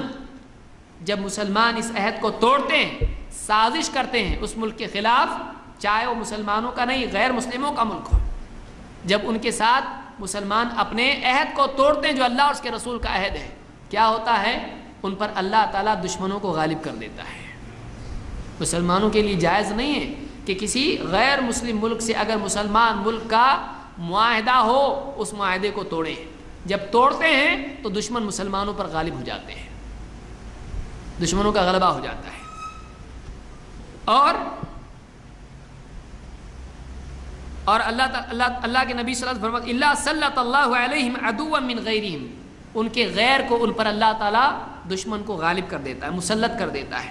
فاخذوا بعد ما فی ایدیہم، اور ان کے ہاتھ کی چیز وہ چھین لیتا ہے، ان کا حق ان سے چھین لیتا ہے. آپ غور کریں کیا حال ہے مسلمانوں کا آج، کہ اللہ کے نبی فرما رہے ہیں کہ دشمن غالب آ جاتا ہے اور ان کے ہاتھ کی چیز ان سے چھین لیتا ہے. اور فرماتے ہیں کہ وما لم تحکم ائمتهم بکتاب اللہ ویتخیر مما انزل اللہ الا جعل اللہ بأسهم بینہم. اور جب مسلمانوں کے امام، یہاں کے علماء، مسلمانوں کے حاکم، مسلمانوں کے قاضی اور مفتی جب اللہ کی کتاب چھوڑ کے کچھ اور فیصلے کرنے لگ جاتے ہیں اور اللہ نے جو علم نازل کیا ہے اس کو نہیں چنتے، اس کو اختیار نہیں کرتے ہیں، اس کو ترجیح نہیں دیتے ہیں، کچھ اور شریعت اپنے لیے اپنا لیتے ہیں، تو پھر اللہ تعالیٰ آپس میں ان کو لڑا دیتا ہے، مسلمانوں کو آپس میں لڑا دیتا ہے. مسلمانوں میں آپس میں باہم جو ہے گروہ بندی اور جھگڑے ہو جاتے ہیں جب شریعت کے مطابق فیصلے نہیں ہوتے ہیں. کیا حال ہے؟ آپ بتائیں کون سی چیز نہیں ہے مسلمانوں میں؟ اس کے بعد ذلت اگر نہیں آئے تو یہ دنیا میں اور آخرت کا عذاب تو الگ ہے. دنیا میں یہ ذلت آتی ہے، دنیا میں محکومی، مظلومی، ذلت، بارش کی کمی، موت، بیماریاں کیوں آ رہی ہیں؟ یہ گناہوں کی وجہ سے آ رہی ہیں. گناہوں کی وجہ، بعض اوقات آزمائش کے طور پر بھی آتی ہے، لیکن یہاں حدیث بتاتی ہے کہ آدمی کے، مسلمان کے بد عملی کی وجہ سے بھی ایسا ہوتا ہے. اور آگے آئیے، بعض اوقات بعض گناہوں کی وجہ سے چہرے بگاڑ دیے جاتے ہیں. اللہ کے نبی صلی اللہ علیہ وسلم فرماتے ہیں والذی نفسی بیدہ، اس ذات کی قسم جس کے ہاتھ میں میری جان ہے، لیبیتن ناس من امتی، ایک وقت آئے گا کہ میری امت کے کچھ لوگ رات ایسے حال میں گزاریں گے علی عشر و بطر و لعب و لہو، سرکشی میں، گھمنڈ تکبر میں، کھیل تماشے میں، موج مستی میں اپنی راتیں گزاریں گے. کیا حال ہے مسلمانوں کا؟ کھیل میں، کھیل تماشوں میں اور حرام کاریوں میں، شرارت میں، طغیانی میں، شریعت کی مخالفت میں اور اللہ کے حکموں کو توڑنے میں راتیں گزاریں گے. کیا ہوگا؟ فَيُصْبِحُوا قِرَدَةً وَخَنَازِيرَ، صبح ہوگی تو وہ بندر اور خنزیر بنا دیے جائیں گے. خنزیر سور کو کہتے ہیں، بہت برا لگتا ہے لفظ، لیکن خنزیر لوگوں کو معلوم نہیں کیا معنی اس کی. پگ، سوائن. صبح ہوگی تو ان کی راتوں کے گناہوں کی وجہ سے کیا ہوگا؟ یہ ان کے چہرے بگاڑ دیے جائیں گے، بندر اور خنزیر بنا دیے جائیں گے. کیوں؟ بِاسْتِحْلَالِهِمُ الْمَحَارِمِ، حرام چیزوں کو حلال کر لینے کی وجہ سے. یہ کیا کریں گے؟ کیا گناہ ہوگا؟ کیوں ہوگا ایسا؟ ان کے حرام چیزوں کو اپنے لیے حلال کر لینے کی وجہ سے اتنے اس میں کھو جائیں گے گویا کہ وہ حرام نہیں حلال ہے، اتنے عادی ہو جائیں گے ان کے. وَاتِّخَاذِهِمُ الْقَيْنَاتِ، اور گانے والیوں کو اختیار کرنے کی وجہ سے، ان کے ہاں گانے والیاں ہوں گی، اس وجہ سے کیا ہوگا؟ ایسی سزا ملے گی۔ وشربہم الخمر، شراب پینے کی وجہ سے، واکلہم الربا، سود کھانے کی وجہ سے، ولبسہم الحریر، ریشم پہننے کی وجہ سے، گانے والیوں کی وجہ سے، اللہ کی شریعت میں حرام کو حلال کر لینے کی وجہ سے، ربا کھانے کی وجہ سے، اور شراب پینے کی وجہ سے، اور ریشم پہننے کی وجہ سے یہ جانور بنا دیے جائیں گے۔ ایک روایت میں اللہ کے نبی صلی اللہ علیہ وسلم، یہ امام احمد ابن حنبل کی کتاب ان کے زوائد میں روایت موجود ہے، اور یہ حسن درجے کی روایت ہے۔ امام احمد کے بیٹے عبداللہ نے اس کو زوائد امام احمد میں ذکر کیا ہے۔ ترمذی کی روایت میں ہے کہ آسمان سے میری امت میں قذف ہوگا، پتھر برسیں گے، اور مسخ ہوگا، چہرے بگاڑ دیے جائیں گے، اور زمین دھسیں گی۔ کیوں ہوگا؟ صحابی نے پوچھا، آپ نے فرمایا اذا ظہرت القینات والمعازف وشربت الخمور، جب گانے والیاں اور میوزک کے انسٹرومنٹس عام ہو جائیں گے، اور جب شرابیں کھل کے پی جانے لگیں گی۔ ذرا سی پکنک ہے، انجوائمنٹ ہے، نیو ایئر ہے، شراب پی رہا ہے مسلمان، آفس ہے، شراب پی رہا ہے، پارٹی ہے، میٹنگ ہے، ناچ رہا ہے، گا رہا ہے، آرکیسٹرا میں جا رہا ہے، پبز میں جا رہا ہے، حلال و حرام کی کوئی تمیز نہیں ہے، کال سینٹر ہے، غلط غلط رشتے قائم کر رہا ہے، ناچ گانے زنا کاریاں ساری چیزیں عام ہیں۔ آج کیا ہوگا؟ چہرے بگاڑ دی جائیں گے، بندر اور سور کے چہرے کر دیے جائیں گے۔ اللہ ہم سب کی حفاظت فرمائے۔ اور بعض گناہ ایسے ہوتے ہیں کہ بندے سے ایمان کا نور ہی چھین لیا جاتا ہے، اللہ ہم سب کو بچائے اس سے۔ بعض گناہ ہیں جن کی وجہ سے آدمی کے ایمان کا نور چھین لیا جاتا ہے۔ ابن عباس رضی اللہ تعالیٰ عنہ اپنے بیٹوں سے کہا کرتے تھے، من اراد منکم الباءۃ زوجناہ، جو تم میں سے شادی کے لائق ہو جائے گا، نکاح کے لائق ہو جائے گا، ہم فوراً اس کا نکاح کر دیں گے۔ باپ بیٹے کا نکاح فوراً کر دیں گے۔ کیوں؟ کیونکہ لا یزنی منکم زان الا نزع اللہ منہ نور الایمان، اس لیے کہ جو بھی زنا کرتا ہے اللہ تعالیٰ اس سے ایمان کا نور چھین لیتا ہے۔ جو بھی زنا کرتا ہے اس سے اللہ تعالیٰ ایمان کا نور ہی چھین لیتا ہے۔ فَإِن شَاءَ رَدَّهُ وَإِن شَاءَ أَن يَمْنَعَهُ مَنَعَهُ، پھر اللہ چاہے تو اس کو واپس دے گا ایمان کا نور، یا تو نہیں دے گا کبھی اس کو۔ اب بتائیے، ایمان کا نور ہی آدمی کے پاس نہیں، قیامت کے دن پل صراط پر کیسا چلے گا وہ؟ ہر آدمی قیامت کے دن پل صراط پر اپنے ایمان کے نور کی اس روشنی میں چلے گا، اس نور میں چلے گا، اس اجالے میں چلے گا۔ اللہ تعالیٰ زنا کی وجہ سے ایمان کا نور چھین لیتا ہے۔ آج کتنے لوگ ہیں جن کے نزدیک زنا کاری بڑی چیز نہیں ہے، تو کون شادی کرے گا اتنا؟ شادی سے پہلے کچھ رشتے رکھو، پھر شادی کرنا ہے، گھر میں الگ باہر الگ۔ کئی لوگ ہیں ایسے، کتنے لوگ ہیں جن کے لیے نگاہ کا زنا کوئی زنا نہیں ہے۔ کتنے لوگ ایسے ہیں جو آج بے حیائی کی زندگی گزار رہے ہیں۔ فریڈم ہے، فرینڈشپ ہے، کیا کچھ نہیں ہے۔ جو ہے آج آزادی اتنی ہو چکی ہے کہ اسلام نے جو حیا بتائی تھی، مرد اور عورت میں فرق بتایا تھا، مسلمانوں کی ماں امہات المؤمنین ہیں، ان سے کہا جا رہا ہے تم پردے کی آڑ سے ان سے بات کرنا ہے۔ مسلمانوں کی ماں ہے، پردے کی آڑ سے، ماں کو بھی آڑ سے، پردے کی آڑ سے۔ اور آج مسلمان یہ ہے کہ آج اس کو کوئی احساس نہیں ہے، کوئی احساس نہیں حجاب کا، نہ عورتوں میں احساس ہے، نہ مردوں میں احساس ہے۔ نکاح ہو رہا ہے، لڑکی بھاگ رہی ہے، دوپٹہ کہاں جا رہا ہے اس کے پیچھے، لڑکا بھاگ رہا ہے ہلدی لے کے اس کے پیچھے۔ ہوتا ہے کہ نہیں ہوتا ہے؟ اتنی ذلیل ہو چکی مسلمان قوم، ماں بھی دیکھ رہی ہے، باپ بھی دیکھ رہا ہے، کیا مجال ہے کچھ بولے۔ دیوس ہے یہ، اس کو دیوس کہا گیا ہے، اور آگے آئے گی اس کا نقصان کیا ہے۔ بے پردگی کیا ہے؟ کوئی حیا نہیں۔ باپ دیکھ رہا ہے، بیٹی جا رہی ہے، کالج جا رہی ہے، بے پردگی کے ساتھ جا رہی ہے، ایسا لباس کہ باپ بھی دیکھنے کو شرمائے اس کو، باپ بھی اپنی بیٹی کو نگاہ بھر کے نہیں دیکھ سکتا، ایسا لباس پہن کے جا رہی کالج کو۔ وہ بس نیوز پیپر میں سے ایک نگاہ ہٹا کے دیکھتا، بیٹی جا رہی ہے بائک پہ، ابھی واپس سے نیوز پیپر میں دیوس کی طرح دیکھنا شروع کرتا ہے۔ کیا ہمت ہے اس کی بولے؟ بھائی وہ اپنی زندگی جی رہے ہیں، میں اپنی زندگی جی رہا ہوں، سارے خرچے ان کو دے رہا ہوں، ان کا ایجوکیشن سب کچھ کر رہا ہوں، سب خرچ کر کے اپنی جہنم کا ایندھن خرید رہا ہوں۔ یہ گناہ، یہ نقصانات ہیں۔ الایمان میں ابن ابی شیبہ نے اس روایت کو نقل کیا ہے کہ زنا کی وجہ سے ایمان کا نور چھین لیا جاتا ہے۔ اللہ تعالیٰ مسلمانوں کو جاگنے کی توفیق عطا فرمائے۔ گناہ سے متعلق کچھ غلطیاں مسلمانوں میں عام ہیں، آئیے دیکھتے ہیں یہ کیا چیزیں ہیں۔ مسلمان گناہ کے بارے میں بہت ساری غلطیوں میں مبتلا ہیں، وہ کیا غلطیاں ہیں؟ نمبر 1، گناہ کو ہلکا سمجھنا ہے۔ بہت سارے لوگ گناہ کو اتنا اہم نہیں سمجھتے ہیں، مطلب گناہ تو ہے، کیا ہے، کفر تھوڑی ہے۔ گناہ کو ہلکا سمجھنا یہ خود ایک گناہ ہے، گناہ کو ہلکا سمجھنا خود گناہ ہے۔ اللہ کے نبی صلی اللہ علیہ وسلم فرماتے ہیں ایاکم ومحقرات الذنوب، خبردار چھوٹے چھوٹے گناہوں سے بھی بچتے رہ، فإنہن یجتمعن علی الرجل حتی یہلکنہ، اس لیے کہ چھوٹے چھوٹے گناہ بھی جب جمع ہو جاتے ہیں تو گناہ کرنے والے کو ہلاک کر دیتے ہیں۔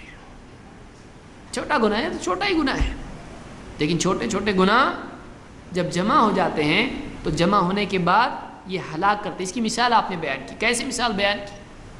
آپ نے کہا کمثل قوم نزلوا ارض فلات فحضر صنیع القوم، جیسے قوم ہے ایک علاقے میں اس نے پڑاؤ ڈالا تو کھانے کا وقت آیا، کھانا پکانے کا وقت آیا، فجعل الرجل ينطلق فيجيء بالعود والرجل يجيء بالعود، تو ہر آدمی جو لوگ گئے تھے قافلے میں، ہر آدمی نے جا کے ایک ایک لکڑی کا ٹکڑا اٹھا کے لایا، ایک ایک لکڑی کا ٹکڑا لایا اٹھا کے، حتی جمعوا سوادا، پھر وہ سارے چھوٹے چھوٹے لکڑی کے ٹکڑے جمع کیے گئے، فأججوا نارا، اور پھر اس پہ آگ جلائی گئی، وأنضجوا ما قذفوا فيها، اور پھر اس میں جو ڈال دیا گیا تھا اس سے جو کچھ انہوں نے پکانا تھا پکا لیا۔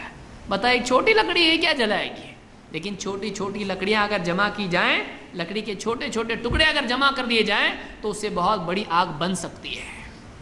یہ مثال اللہ کے نبی صلی اللہ علیہ وسلم نے دی کہ چھوٹے چھوٹے گناہ جب جمع ہو جاتے ہیں تو ایک آدمی کو جہنم میں جلانے کے لیے کافی ہے۔ چھوٹے گناہ کو چھوٹا نہیں سمجھے، چھوٹا ہی تو گناہ ہے، کسی پرائی عورت کو دیکھ لیا تو کیا ہوتا ہے، چھوٹا ہے، کچھ بڑا معاملہ نہیں، اتنا سیریس تھوڑی لینے کا رہتا ہے۔ کسی سے اگر ہاتھ ملا لیا عورت سے کیا بڑی بات ہے، کسی کو اگر چھو لیا تو کیا ہے، تو بہت سارے گناہ ہیں، مسلمان اس کو چھوٹا سمجھتے ہیں، اتنا زیادہ اہمیت نہیں دیتے ہیں، لیکن یہ بہت بڑے گناہ ہیں۔ آج بہت سارے پڑھے لکھے طبقے میں، کالجز میں، کال سینٹرز میں آدمی اس کو بڑا نہیں سمجھتا ہے۔ یہ مسعود احمد کی روایت ہے۔ ایک روایت میں ابن مسعود کہتے ہیں ان المؤمن، آدمی اپنے ایمان کے بارے میں سوچے، فرماتے ان المؤمن یرا ذنوبہ کأنہ قاعد تحت جبل یخاف ان یقع علیہ، مومن کا حال یہ ہوتا ہے کہ وہ اپنے گناہ کے بارے میں ایسا ڈرتا رہتا ہے گویا کہ ایک پہاڑ کے نیچے بیٹھا ہے اور اس کو ڈر لگا ہوا ہے کہ کہیں یہ پہاڑ اس کے اوپر تو نہیں گر جاتا ہے۔ گناہ کے بارے میں مومن بے فکر نہیں ہوتا، وہ ڈرتا رہتا اپنے گناہ سے۔ لیکن کہتے ہیں کہ وہ ان الفاجر، اور ایک روایت میں وہ ان المنافق، منافق کا حال کیا ہوتا ہے؟ کہتے ہیں منافق کا حال یہ ہوتا ہے یرا ذنوبہ کذباب مر علی انفہ، کہتے ہیں منافق ایسا ہوتا ہے وہ گناہ کو ایسا سمجھتا ہے جیسے مکھی اس کی ناک پر بیٹھی ہوئی ہے، اور کہتے ہیں فقال بہ ھکذا، وہ ایسا کر کے اس کو اڑا دیتا ہے۔ منافق اپنے گناہوں کو کیسا سمجھتا ہے؟ بس ناک پہ مکھی بیٹھی تھی ایسا اڑا دیا اس نے، گناہ کی کوئی پرواہ نہیں کرتا ہے، گناہ کی کوئی پرواہ نہیں کرتا ہے۔ یہ منافق کا حال ہوتا ہے۔ تو چھوٹے گناہ، بڑے گناہ، آدمی کو چاہیے گناہوں سے بچے، اس لیے کہ گناہ ہلاک کرتے، گناہ کو چھوٹا نہیں سمجھنا چاہیے۔ نمبر 2، بہت سارے لوگ اسلامی معاشرے میں گناہوں کو دیکھتے ہیں، اس سے ان کو کوئی ہوتا ہے، ان کو دکھ نہیں ہوتا ہے، بلکہ بعض لوگوں کا حال یہ ہوتا ہے کہ وہ کسی کو گناہ میں دیکھتے ہیں تو دیکھ کے خوش ہوتے ہیں۔ بچہ اگر ناچ رہا ہے اور گا رہا ہے گھر میں تو بعض لوگ خوش ہوتے ہیں دیکھ کے، دیکھو ہمارا بچہ فلم کا گانا گا رہا ہے۔ گناہوں پر خوش ہونا خود ایک گناہ ہے۔ اللہ، اور بعض اوقات فیملی پوری بیٹھ کے فلم دیکھ رہی ہے اور اس میں گھٹیا چیزیں بھی دیکھ رہی ہے، اور باپ آفس سے آ کے دیکھ رہا میری فیملی کتنی ایک جگہ بیٹھ کے اتنا اتحاد ہے میری فیملی میں، یہ بری ایک فیملی میں سب مل کے فلم دیکھ رہے، شرم آنا چاہیے اس کو۔ اللہ تعالیٰ فرماتا ہے ان الذین یحبون ان تشیع الفاحشۃ فی الذین آمنوا لہم عذاب علیم فی الدنیا والآخرہ، وہ لوگ جو اس چیز کو پسند کرتے ہیں کہ مسلمانوں میں بے حیائی پھیلے، وہ مسلمانوں میں بے حیائی دیکھتے ہیں پھیل رہی ہے، ان کو اچھا لگتا ہے، اس پہ دکھ نہیں ہوتا ہے۔ لہم عذاب علیم فی الدنیا والآخرہ، ان کے لیے بہت دردناک عذاب ہے، دنیا میں بھی اور آخرت میں بھی ہے۔ آخرت میں نہیں، صرف دنیا میں بھی ان کے لیے عذاب ہے۔ جو لوگ یہ چاہتے ہیں، یہ پسند کرتے ہیں کہ مسلمان معاشرہ بے حیائی میں مبتلا ہو۔ اب بتائیے کیا یہ قرآن کی باتیں ہیں؟ یہ سورہ نور میں اللہ تعالیٰ فرماتا ہے، اور اللہ کے نبی صلی اللہ علیہ وسلم فرماتے ہیں ثلاثۃ، 3 لوگ ہیں، قد حرم اللہ علیہم الجنہ، ان پر اللہ تعالیٰ نے جنت کو حرام کر دیا ہے۔ جنت حرام کر دی اللہ تعالیٰ نے 3 لوگوں کے اوپر۔ کون ہیں یہ لوگ؟ مدمن الخمر، شراب میں ہمیشہ دھت رہنے والا، شراب میں ہمیشہ دھت رہنے والا، والعاق، اپنے ماں باپ سے رشتہ توڑنے والا، ان سے بدسلوکی کرنے والا، جنت حرام ہے ان کے اوپر۔ والدیوث الذی یقر فی اہلہ الخبث، اور وہ دیوس بے غیرت آدمی جو اپنے گھر والوں میں بے حیائی دیکھ کے بھی چپ رہے، اس پر راضی ہو جائے، چلنے دے اس کو، گھر کے اندر بے حیائی کو دیکھ کے اس پر راضی ہو جائے، جنت اس پہ حرام ہے۔ کوشش یہ نہیں کرتا کبھی بتانے کی گھر میں، ایسے آدمی کو بے غیرت کہا گیا ہے۔ یہ مسند احمد کی روایت ہے۔ تیسری چیز، بعض لوگ گناہ کرتے ہیں لیکن ایک بار گناہ کرنے سے توبہ فوراً نہیں کرتے ہیں، بلکہ گناہ کو اپنے لیے عادت بنا لیتے ہیں، اور گناہ کے بعد گناہ، گناہ کے بعد گناہ، گناہوں پر اڑے رہتے ہیں، اڑے رہتے ہیں گناہوں کے اوپر۔ اللہ کے نبی صلی اللہ علیہ وسلم فرماتے ہیں وَيْلٌ لِأَقْمَاءِ الْقَوْلِ، بربادی ہے ان لوگوں کے لیے جو باتوں کو سنی انسنی کر دیتے ہیں۔ نصیحت ان کو کی جاتی، بھائی مت کرو، سنتے ہیں کان سے نکال دیتے، یہ حرام ہے چھوڑ دو بھائی، ٹھیک ہے بھائی چھوڑیں گے، لیکن ان کو کوئی اثر نہیں ہوتا ہے۔ وَيْلٌ لِأَقْمَاءِ الْقَوْلِ، بربادی ہے ان لوگوں کے لیے جو باتوں کو سنتے ہیں لیکن سنا انسنا، ایک کان سے نکال دیا ہے۔ وَيْلٌ لِلْمُصِرِّينَ، بربادی ہے گناہوں پر ڈٹے رہنے والوں کے لیے۔ الَّذِينَ يُصِرُّونَ عَلَى مَا فَعَلُوا وَهُمْ يَعْلَمُونَ، وہ جو گناہوں پر جمے رہتے ہیں جبکہ ان کو معلوم ہے گناہ کا انجام کیا ہے، جبکہ ان کو معلوم ہے یہ گناہ ہے جو ہم کر رہے ہیں۔ اس کو امام احمد نے روایت کیا ہے۔ تو تیسرا معاملہ یہ ہے کہ بہت سارے لوگ جانتے ہیں، ان کو بتایا جاتا ہے، لیکن وہ کبھی گناہ چھوڑنے کی کوشش نہیں کرتے ہیں، وہ گناہوں کو اپنے لیے عادت اور دین بنا لیتے ہیں۔ نمبر 4، بعض لوگوں کا حال یہ ہوتا ہے کہ جب ان کو گناہ سے منع کیا جائے تو وہ ضد میں آ کے گناہ کرتے ہیں۔ منع کیا جائے بھائی مت کر، ایسا ہے میں تو کروں گا، ارے گناہ ہے، گناہ تو گناہ میں کروں گا، ایسے بھی لوگ ہوتے ہیں۔ یہ گھمنڈ کی وجہ سے ہوتا ہے، لیکن اس کا انجام کیا ہے؟ اللہ تعالیٰ قرآن کریم میں فرماتا ہے بعض لوگوں کے بارے میں وَإِذَا قِيلَ لَهُ اتَّقِ اللَّهَ أَخَذَتْهُ الْعِزَّةُ بِالْإِثْمِ، جب اس سے کہا جاتا ہے کہ اللہ سے ڈر، اللہ سے ڈر، تو گناہ پر اس کا گھمنڈ اس کو اور جما دیتا ہے، اس کا گھمنڈ، اس کا تکبر اس کو اور زیادہ ضد پر لاتا ہے اور زیادہ وہ گناہ کرتا ہے۔ فَحَسْبُهُ جَهَنَّمُ وَلَبِئْسَ الْمِهَادُ، اللہ تعالیٰ فرماتا ہے ایسے آدمی کا ٹھکانہ جہنم ہے، اس کے لیے جہنم ہی کافی ہے، اور کیسا برا بچھونا ہے جہنم، آگ کا بچھونا کیسا برا بچھونا ہے۔ تو یہ سورہ البقرہ میں اللہ نے کہا ہے۔ تو بعض لوگ ایسے ہوتے ہیں کہ ان کا گھمنڈ اتنا زیادہ ہوتا ہے کہ کوئی بیچارہ آدمی اس کو نصیحت کرے تو وہ اس کی نصیحت کو ماننے میں اپنی بے عزتی محسوس کرتا ہے، بولتا ہے چلو جاؤ اپنا راستہ ناپو، میں جو کر رہا ہوں میں کروں گا، ہم دیکھ کے لیں گے، ہم جو کرنا ہے کریں گے، یا ہم کریں گے، تم بولو گے تو ہم کریں گے، غلط رہنا تو ہم کریں گے۔ یہ گھمنڈ کی وجہ سے آدمی گناہ کرتا ہے، یہ بھی بہت بڑی ہلاکت ہے۔ آدمی کو چاہیے کہ وہ اعتراف کرے، ہاں بھائی میں غلط کر رہا ہوں، دعا کرو اللہ سے اللہ مجھ کو معاف کرے، اللہ سے دعا کرو مجھ کو اللہ توبہ کی توفیق دے، اللہ مجھ کو معاف کرے۔ آدمی اسے اللہ سے معافی مانگے، مانے کہ میں غلط ہوں، مانے کہ میں نے غلطی کی ہے، یہ بھی آدمی کے لیے توبہ میں مددگار ہوتا ہے، چھوڑنے میں مددگار ہوتا ہے۔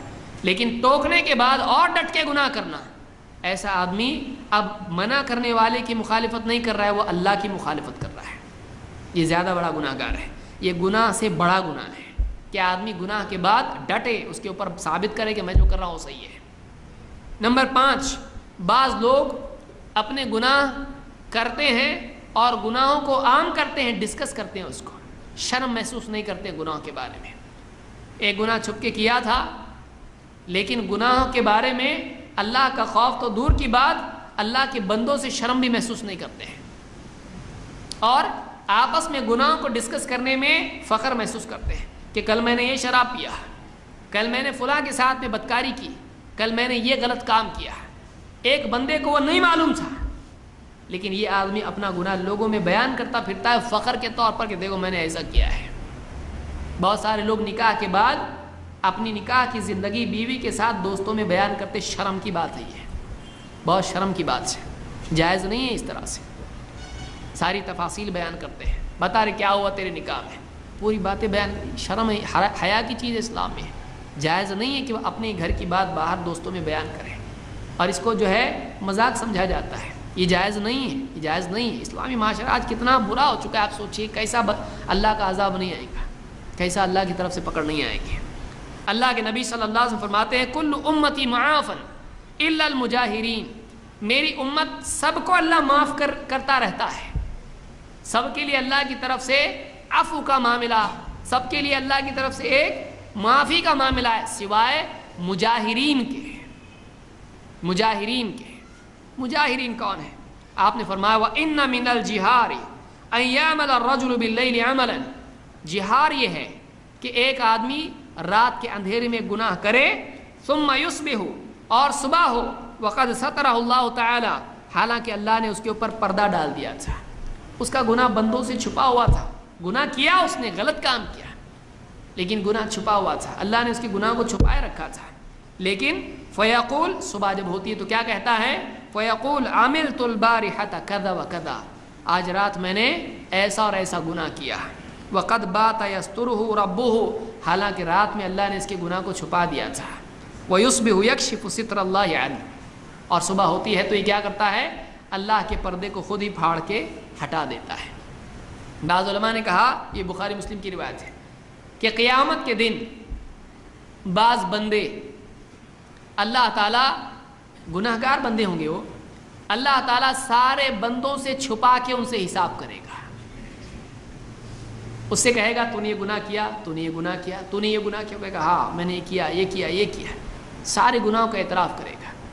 اللہ تعالیٰ اس سے کہے گا میں نے دنیا میں بھی تیرے گناہ چھپائے تھے، آج بھی میں تیرے گناہ چھپاتا ہوں، اور آج میں تجھ کو معاف کر دیتا ہوں۔ اس کا حساب بندوں کے سامنے نہیں کرے گا۔ علماء نے کہا یہ چیز اس کو نصیب نہیں ہوگی، ساری مخلوق کے ساتھ سامنے ذلیل ہوگا، دنیا میں اس نے بتایا تھا وہاں بھی ذلیل ہوگا۔ تو میرا ہر امتی ممکن ہے اللہ تعالیٰ اس کے گناہوں کو چھپا لے، لیکن اگر آدمی اپنے گناہوں کا خود لوگوں میں تشہیر کرتا پھرتا ہے تو ایسے آدمی کا کیا ہے، ایسا آدمی اللہ کی طرف سے عفو کا معاملہ اس کے لیے نہیں ہوگا، اس نے اپنا پردہ خود چاک کیا، اللہ اس کو سب کے سامنے ذلیل کرے گا۔ اللہ ہم سب کی حفاظت فرمائے۔ 6، بعض لوگ ایسے ہوتے ہیں کہ جیسے ہی ان کو گناہ کا موقع ملتا ہے وہ تھوڑا بھی سوچتے نہیں، فوراً گناہ میں چلے جاتے ہیں، کہ ایک آدمی کم سے کم سوچے تو صحیح، نہیں یہ گناہ ہے، رکنا ہے، کوشش تو کرے رکنے کی، لیکن بعض بندے ایسے ہوتے ہیں کہ ان کو گناہ سے لڑنے میں کوئی کوشش وہ نہیں کرتے ہیں، ایسے بندوں کا کیا حال ہوگا۔ اللہ کے نبی صلی اللہ علیہ وسلم کے صحابی ہیں حضرت ثوبان، کہتے ہیں کہ اللہ کے رسول صلی اللہ علیہ وسلم نے فرمایا لَأَعْلَمَنَّ أَقْوَامًا مِّنْ أُمَّتِي، میں اپنی امت کے بعض لوگوں کو جانتا ہوں، يَأْتُونَ يَوْمَ الْقِيَامَةِ بِحَسَنَاتٍ أَمْثَالِ جِبَالِ تِہَامَةَ بَيْضَاءَ، خوب ڈھیر سارے اعمال لے کر آئیں گے، تہامہ کے پہاڑ کے اتنے اعمال لے کر آئیں گے، نیکیاں لے کر آئیں گے، فَيَجْعَلُهَا اللَّهُ عَزَّ وَجَلَّ حَبَاءً مَنْثُورًا، اللہ عز و جل ان نیکیوں کو مٹی اور دھول بنا کے اڑا دے گا، ان نیکیوں کو دھول بنا کے اڑا دے گا۔ قال ثوبان، کہتے ہیں میں نے پوچھا یا رسول اللہ صفہم لنا، اے اللہ کے رسول وہ کون بندے ہم کو بتائیے تو صحیح، ان کی صفت بتائیے۔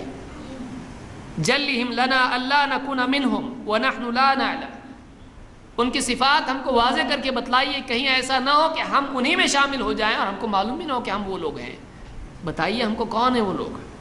آپ نے فرمایا اما انہم اخوانکم ومن جلدتکم، یہ تمہارے بھائی ہی ہوں گے، یعنی مسلمان ہوں گے، اور تمہاری جلد والے ہوں گے، تم ہی میں سے ہوں گے، تم ہی میں سے ہوں گے۔ وَيَأْخُذُونَ مِنَ اللَّيْلِ كَمَا تَأْخُذُونَ، وہ رات میں عبادت کریں گے جیسا تم کرتے ہو، رات میں عبادت بھی کریں گے. وَلَكِنَّهُمْ أَقْوَامٌ إِذَا خَلَوْا بِمَحَارِمِ اللَّهِ انْتَهَكُوهَا، لیکن یہ وہ لوگ ہوں گے کہ جیسے ہی ان کو اللہ کی حرام چیز کرنے کا موقع مل جائے وہ کبھی موقع چھوڑتے نہیں تھے. حرام کام کا جیسے ہی موقع آ گیا وہ تھوڑا بھی پس و پیش نہیں کرتے تھے، حرام کام میں کبھی وہ پیچھے نہیں رہتے تھے. وہ حرام عبادت کر رہا ہے ادھر، لیکن یہاں عبادت کر رہا ہے، یہاں حرام کر رہا ہے، کہ حرام میں کبھی پیچھے ہٹنے کی کوشش نہیں کرتے تھے. جیسے گناہ کا موقع مل گیا فوراً گناہ کر دیا، ذرا سوچا نہیں کہ گناہ ہے، نہیں کرنا چاہیے، کوشش نہیں کی اپنے آپ کو بچانے کی. تو یہ وہ لوگ ہیں کہ جب بھی ان کو اللہ کی حرام چیزیں اور ان کے بیچ میں کوئی رکاوٹ نہیں ہوتی تھی فوراً وہ حرام کام کر لیتے تھے. ان لوگوں کی نیکیاں قیامت کے دن دھول بنا کے اڑا دی جائے گی. اللہ ہم سب کی حفاظت فرمائے. یہ ابن ماجہ کی روایت ہے اور صحیح روایت ہے. بعض اوقات گناہ میں ایک آدمی دوسروں کے لیے نمونہ بنتا ہے، سماج میں گناہ کرتا ہے ایک آئیڈیل بن جاتا ہے، لوگ اس کو دیکھ کے گناہ سیکھنے والے بنتے ہیں. ایسے آدمی کا کیا ہے؟ اللہ کے نبی صلی اللہ علیہ وسلم فرماتے ہیں لا تقتل نفس ظلما الا كان على ابن آدم الاول کفل من دمها. جب بھی کوئی قتل زمین پر ہوتا ہے تو آدم کے بیٹے، پہلا بیٹا آدم علیہ السلام کا بیٹا قابیل، اس قتل کا گناہ اس کے بھی اعمال نامے میں ہوتا ہے. کیوں؟ لأنه اول من سن القتل، اس لیے کہ وہی ہے جس نے سب سے پہلے قتل کا طریقہ نکالا. جو آدمی ایک گناہ کا طریقہ نکالتا ہے اور لوگ اس کو دیکھ کے گناہ کرتے ہیں، یہ بے نمازی ہے، گھر والے دیکھ رہے ہیں یہ بے نمازی، گھر والے بھی بے نمازی، اس کو دیکھ کے اگر وہ بے نمازی ہیں، ان کی بے نمازی بننے کی ہمت بڑھ رہی ہے، ان کے بے نمازی ہونے میں اس کا بھی دخل ہے اور اس کے اوپر بھی گناہ آئے گا. یہ کوئی گناہ کر رہا ہے، لوگ اس کو دیکھتے ہیں فلاں بھی کرتا ہے تو ہم بھی کریں گے. اگر اس کے گناہوں کی وجہ سے دوسروں کے گناہ کرنے کی ہمت بڑھتی ہے تو ان کے گناہ کا اس پر بھی حصہ رہے گا. کیوں؟ اس لیے کہ وہ عمل سے اس گناہ کی دعوت دے رہا ہے. کتنی سخت بات ہے. آدمی اپنا ہی بوجھ لے کیا کم ہے، دوسروں کا بھی بوجھ اس کے اوپر آ جائے، کتنی سخت بات ہے. تو یہ دوسروں کے لیے گناہ میں نمونہ بننا، اس کا یہ نقصان ہے. یہ بخاری مسلم کی روایت ہے. بلکہ اس سے زیادہ ذلیل آدمی وہ ہے جو دوسروں کو گناہ کی دعوت دے، دوسروں کو بھی گناہ کی دعوت دے. اللہ کے نبی صلی اللہ علیہ وسلم فرماتے ہیں من دعا الی ضلالۃ کان علیہ من الاثم مثل آثام من تبعہ، جو کسی گمراہی کی طرف لوگوں کو دعوت دیتا ہے، بدعت کی طرف، چلو گناہ کی طرف جائیں گے، بے حیائی کی فلمیں دیکھنے جائیں گے، چلو عید کے بعد کتنے لوگ ہیں فلمیں دیکھنے جائیں گے. کوئی ہے بدعت میں لے جا رہا ہے، درگاہ پر جا کر شرکیات کے لیے لے جا رہا ہے. کوئی ہے جو کلب میں لے جا رہا ہے، چلو جائیں گے وہاں پر. کوئی ہے جو مسلمان کو کوئی اور غلط جگہ لے جا رہا ہے، بدعت میں لے جا رہا ہے، جلوس میں لے جا رہا ہے. تو جو بھی جس چیز کی دعوت دیتا ہے جو اللہ اور اس کے رسول نے منع کیا ہے، جس کی اسلام میں گنجائش نہیں ہے، چاہے وہ محرمات ہوں جو ممنوع ہیں یا بدعت ہو جو دین سمجھ کے کی جاتی ہے، تو ایسے آدمی کے بارے میں فرماتے من دعا الی ضلالۃ، جو گمراہی کی طرف بلائے، کان علیہ من الاثم من آثام مثل آثام من تبعہ، جو بھی اس کے پیچھے چلے گا ان سب کے گناہ اس کو ملیں گے، ان سب کے گناہ کا اس پر، اس کے اعمال نامے میں ساروں کے گناہ آئیں گے. لا ينقص ذلك من آثامهم شیئا، اور گناہ کرنے والوں کے گناہ سے کچھ کم نہیں ہوگا. وہ تو گناہ گار رہے ہیں، ان کا گناہ اس پہ بھی آئے گا. ایک آدمی 10 آدمیوں کو اگر بدعتی بناتا ہے، ان 10 بدعتوں کا گناہ اس پہ بھی ہوگا اور اس کا اپنا گناہ الگ ہے. اللہ ہم سب کی حفاظت فرمائے. اس لیے آدمی کو چاہیے کہ دین کی دعوت دے تو علم کے ساتھ دے. اس لیے آدمی کو چاہیے کہ اگر خود گناہ گار ہے توبہ کرے، کم سے کم دوسروں کو گناہ کی دعوت نہ دے، دوسروں کو گناہ کی دعوت نہ دے. یہ مسلم کی روایت ہے. بعض اوقات آدمی دنیا میں جب مال و دولت اس کے پاس آتا ہے تو یہ سمجھنے لگتا ہے کہ اللہ کی نعمت ہے. کبھی اللہ کی نعمت ہوتی ہے، کبھی نہیں بھی ہوتی ہے. اگر اس کی زندگی میں تقویٰ ہے، اگر اس کی زندگی میں دین ہے، اگر یہ پابند ہے اللہ کی شریعت کا، کتاب و سنت کا پابند ہے، حلال و حرام کی تمیز کر رہا ہے، اللہ کے حکموں کو، اللہ کی عبادت کو پورا کر رہا ہے، تب تو ٹھیک ہے، اللہ کی نعمت کہا جا سکتا ہے۔ لیکن اگر یہ حلال و حرام کی پرواہ نہیں کرتا ہے، یہ نمازوں کو غارت کر رہا ہے، یہ حرام کاریوں میں مبتلا ہے، یہ اللہ کی شریعت کا کوئی لحاظ نہیں کرتا ہے، پھر اس کے پاس مال آ رہا ہے، تو یہ مال کیا ہے؟ بہت سارے لوگ سمجھتے ہیں، گھروں پہ لکھ کے لگاتے ہیں ھذا من فضل ربی، یہ میرے رب کے فضل سے ہے، لیکن یہ اللہ کا فضل نہیں ہے، یہ اللہ کی طرف سے رضا نہیں ہے۔ اللہ کے نبی صلی اللہ علیہ وسلم فرماتے ہیں اذا رأيت الله يؤتي العبد من الدنيا على معاصيه ما يحب فإنما هو استدراج، اگر اللہ تعالیٰ بندے کو باوجود گناہوں کے باوجود اگر دنیا میں کچھ دیتا ہے، بندے کی چاہتیں پوری کرتا چلا جاتا ہے، مال دولت یہ وہ عہدہ عزت ملتا رہتا ہے یہاں پر، تو اللہ کے نبی صلی اللہ علیہ وسلم فرماتے ہیں یہ اللہ کی طرف سے ایک ڈھیل ہوتی ہے، وہ بندہ اور غافل ہو جاتا ہے، اور غافل ہوتا ہے۔ اور آپ فرماتے ہیں ثم تلا رسول اللہ صلی اللہ علیہ وسلم فلما نسوا ما ذکروا به، جب اس قوم نے، اللہ کی نافرمان قوموں نے جب ان کو نصیحت کی گئی تھی، اس نصیحت کو بھلا دیا، اس نصیحت کو بھلا دیا، فتحنا علیہم ابواب کل شیء، ہم نے ہر نعمت کے دروازے ان پر کھول دیے، ہم نے آسائش کے دروازے ان پر کھول دیے، حتی اذا فرحوا بما اوتوا اخذناهم بغتۃ، پھر جب وہ اس میں مگن ہو گئے، ان نعمتوں میں مگن ہو گئے، اچانک ہم نے ان کو پکڑ لیا، فاذا هم مبلسون، فاذا هم مبلسون، تو وہ حق کے بکے رہ گئے، وہ ایک دم مایوس ہو گئے، اب کوئی راستہ ان کے پاس نہیں رہا، عذاب اللہ کا اچانک آتا ہے۔ اس لیے اگر دنیا میں گناہوں کے باوجود، بے دینی کے باوجود کچھ مل رہا ہے تو یہ ڈھیل ہے اللہ کی طرف سے، اللہ کی رضا نہیں ہے۔ اللہ کیسے راضی ہوگا بے دینی پر؟ آپ بتائیے۔ آدمی کو توبہ کرنا چاہیے۔ یہ مسند احمد کی اور طبرانی کی روایت ہے۔ اسی طرح سے ایک اور غلطی گناہوں کے بارے میں یہ ہے کہ بعض لوگ گناہوں کے بعد یہ سمجھنے لگتے ہیں کہ اب ہماری مغفرت نہیں ہوگی، اب ہماری مغفرت نہیں ہوگی، ہمارے بہت گناہ ہو چکے ہیں، اب کیا فائدہ، اب تو ہماری پوری زندگی چلی گئی۔ بعض اوقات بڑھاپے میں جا کر کچھ لوگ یہ سوچنے لگتے ہیں کہ اب کیا معاف کرے گا اللہ، اتنے گناہ تھوڑی کوئی معاف کرتا ہے، ایک غلطی دو غلطی معاف ہوگی۔ تو اللہ کی رحمت سے مایوس ہو جانا یہ کفر ہے۔ کوئی آدمی یہ سمجھے کہ اللہ تعالیٰ کبھی مجھ کو معاف نہیں کر سکتا ہے، تو یہ کیا ہے؟ یہ کفر ہے۔ اللہ کی رحمت سے مایوس بھی نہیں ہونا چاہیے۔ یہ بھی گناہوں کے سلسلے میں غلطی ہوتی ہے۔ آدمی کو یہ یقین رکھنا چاہیے کہ چاہے آدمی کے گناہ کتنے ہی کیوں نہ ہو جائے، اللہ سے اگر سچے دل سے توبہ کرے، گناہوں کو چھوڑ دے تو اللہ معاف کرتا ہے۔ اللہ تعالیٰ قرآن کریم میں فرماتا ہے وَلَا تَيْأَسُوا مِن رَوْحِ اللَّهِ، اللہ کی رحمت سے مایوس مت ہو، اللہ کی رحمت سے مایوس مت ہو۔ إِنَّهُ لَا يَيْأَسُ مِن رَوْحِ اللَّهِ إِلَّا الْقَوْمُ الْكَافِرُونَ، اللہ کی رحمت سے تو کافر لوگ ہی مایوس ہو جاتے ہیں۔ یعنی اللہ کی رحمت سے مایوس ہونا کفر ہے۔ کیوں؟ اللہ کیوں معاف نہیں کرے گا؟ اللہ معاف کر سکتا ہے۔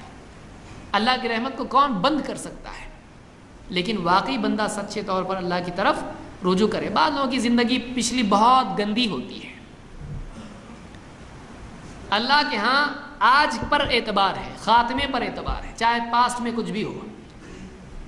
آپ دیکھیے ایک روایت میں ایک گناہگار آدمی تھا، امام مسلم نے اس کو روایت کیا ہے، اس نے 99 قتل کیے تھے، 99۔ وہ ایک عابد کے پاس گیا، ایک عبادت میں بیٹھا ہوا تھا، اس کے پاس گیا، کہا میرے لیے توبہ ہے کہ نہیں ہے؟ اس نے کہا تیری کیسے کہ توبہ، اتنا ڈینجر آدمی تو، اتنے قتل کیے تو نے، تیری توبہ نہیں ہے۔ اس کو آیا غصہ، اس نے اس کو بھی قتل کر دیا، اس کو بھی قتل کر دیا۔ اور 99 کے کیا ہے؟ 2 ڈیجٹ کے کتنے ڈیجٹ ہو گئے؟ 3 ڈیجٹ، 100 ہو گئے، 100 کا عدد پورا کر دیا۔ لیکن اس کی بے چینی ختم نہیں ہوئی۔ پھر وہ ڈھونڈتے ڈھونڈتے ایک عالم کے پاس گیا، علم والے کے پاس گیا۔ اس نے کہا حل لی من توبہ، میرے لیے توبہ کا کچھ راستہ ہے کہ نہیں ہے؟ اس عالم نے کہا تیرے اور تیری توبہ کے بیچ میں کون آ سکتا ہے؟ یعنی تیرے لیے توبہ ہے، کون بولتا ہے کہ توبہ نہیں ہے؟ توبہ ہے۔ ایک کام کر، یہ علاقہ اچھا نہیں ہے، یہاں کا ماحول غلط ہے، گندا ہے، یعنی یہاں رہے گا تو پھر ویسے ہی ہو جائے گا، تو ایک کام کر، فلاں علاقے میں چلا جا، وہاں اچھے لوگ ہیں، ان کے ساتھ رہ اور انہی کے ساتھ رہ کر تو عبادت کرتا رہے۔ اس آدمی نے اس بات کو لیا، تسلیم کیا اور نکلا توبہ کی تکمیل کے لیے۔ چلتے چلتے چلتے راستے میں اس کو موت آ گئی، مر گئے راستے میں۔ اللہ تعالیٰ نے دونوں فرشتے بھیجے، رحمت کے بھی فرشتے بھیجے اور عذاب کے بھی فرشتے بھیجے، اور کہا لے کے آؤ۔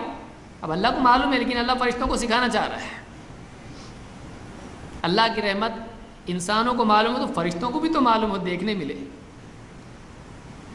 کچھ فرشتے بولے ہم کو بولا لے جانے کے لیے، ہم آئے لینے کو، بولے نہیں ہم کو بھی بولا ہے، ہم لے جائیں گے اس کو۔